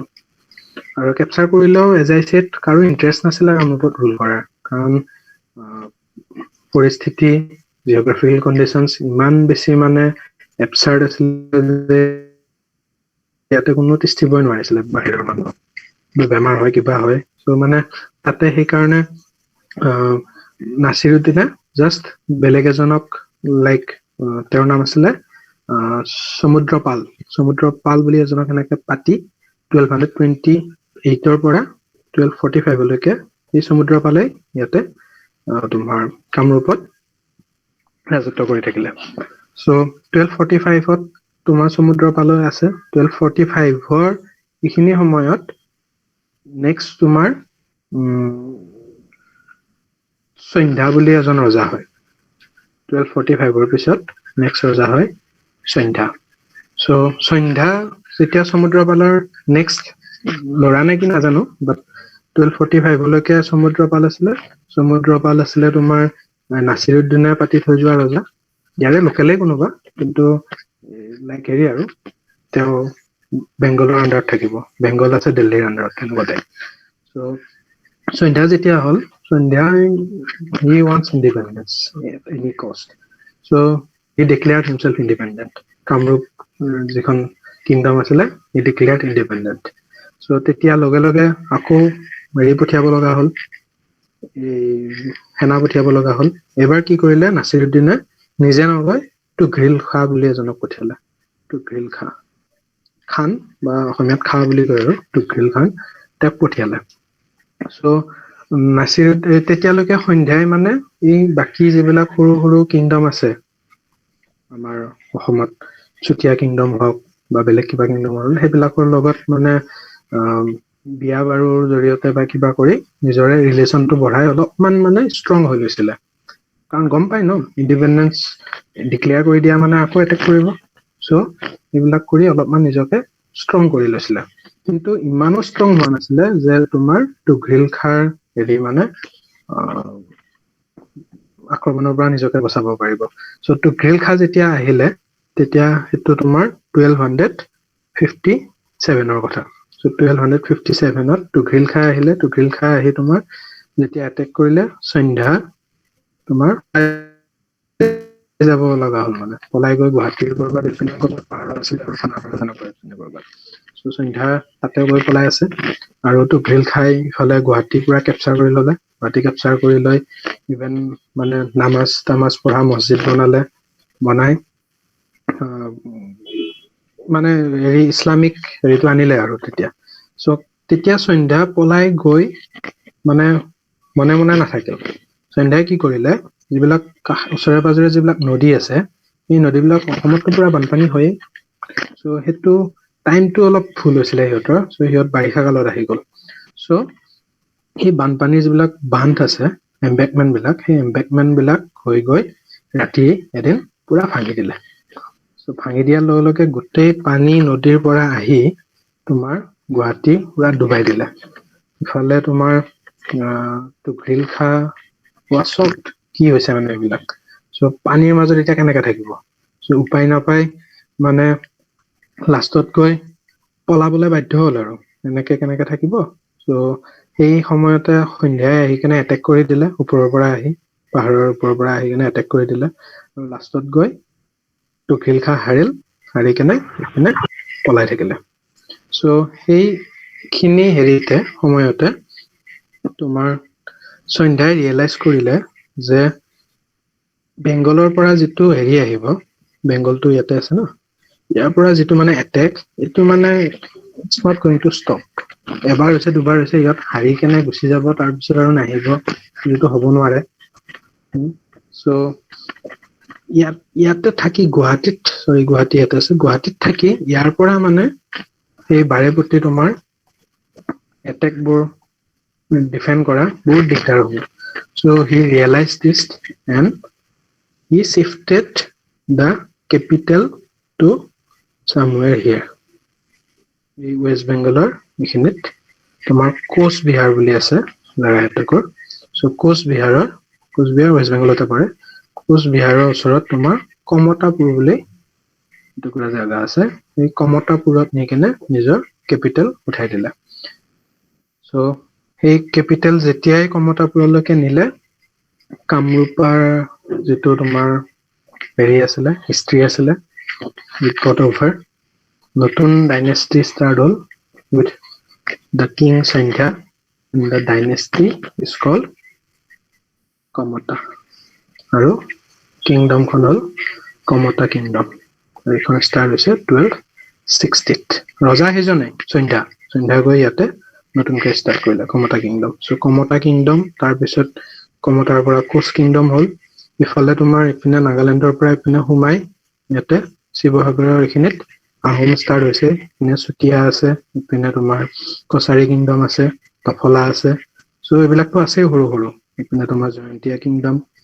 চ' এইবিলাক চব তোমাৰ থকাৰ পিছতো ইফালে তোমাৰ এইখিনিত কমতা কিংডম ইমেইলটো পিকচাৰ, আৰু তাৰপিছৰখিনি আমি নেক্সট ক্লাছত চাম। চ' নেক্সট ক্লাছত আমি মেইনলি কমতা কিংডমৰ পৰা ষ্টাৰ্ট কৰি কোচ কিংডমলৈ চাম।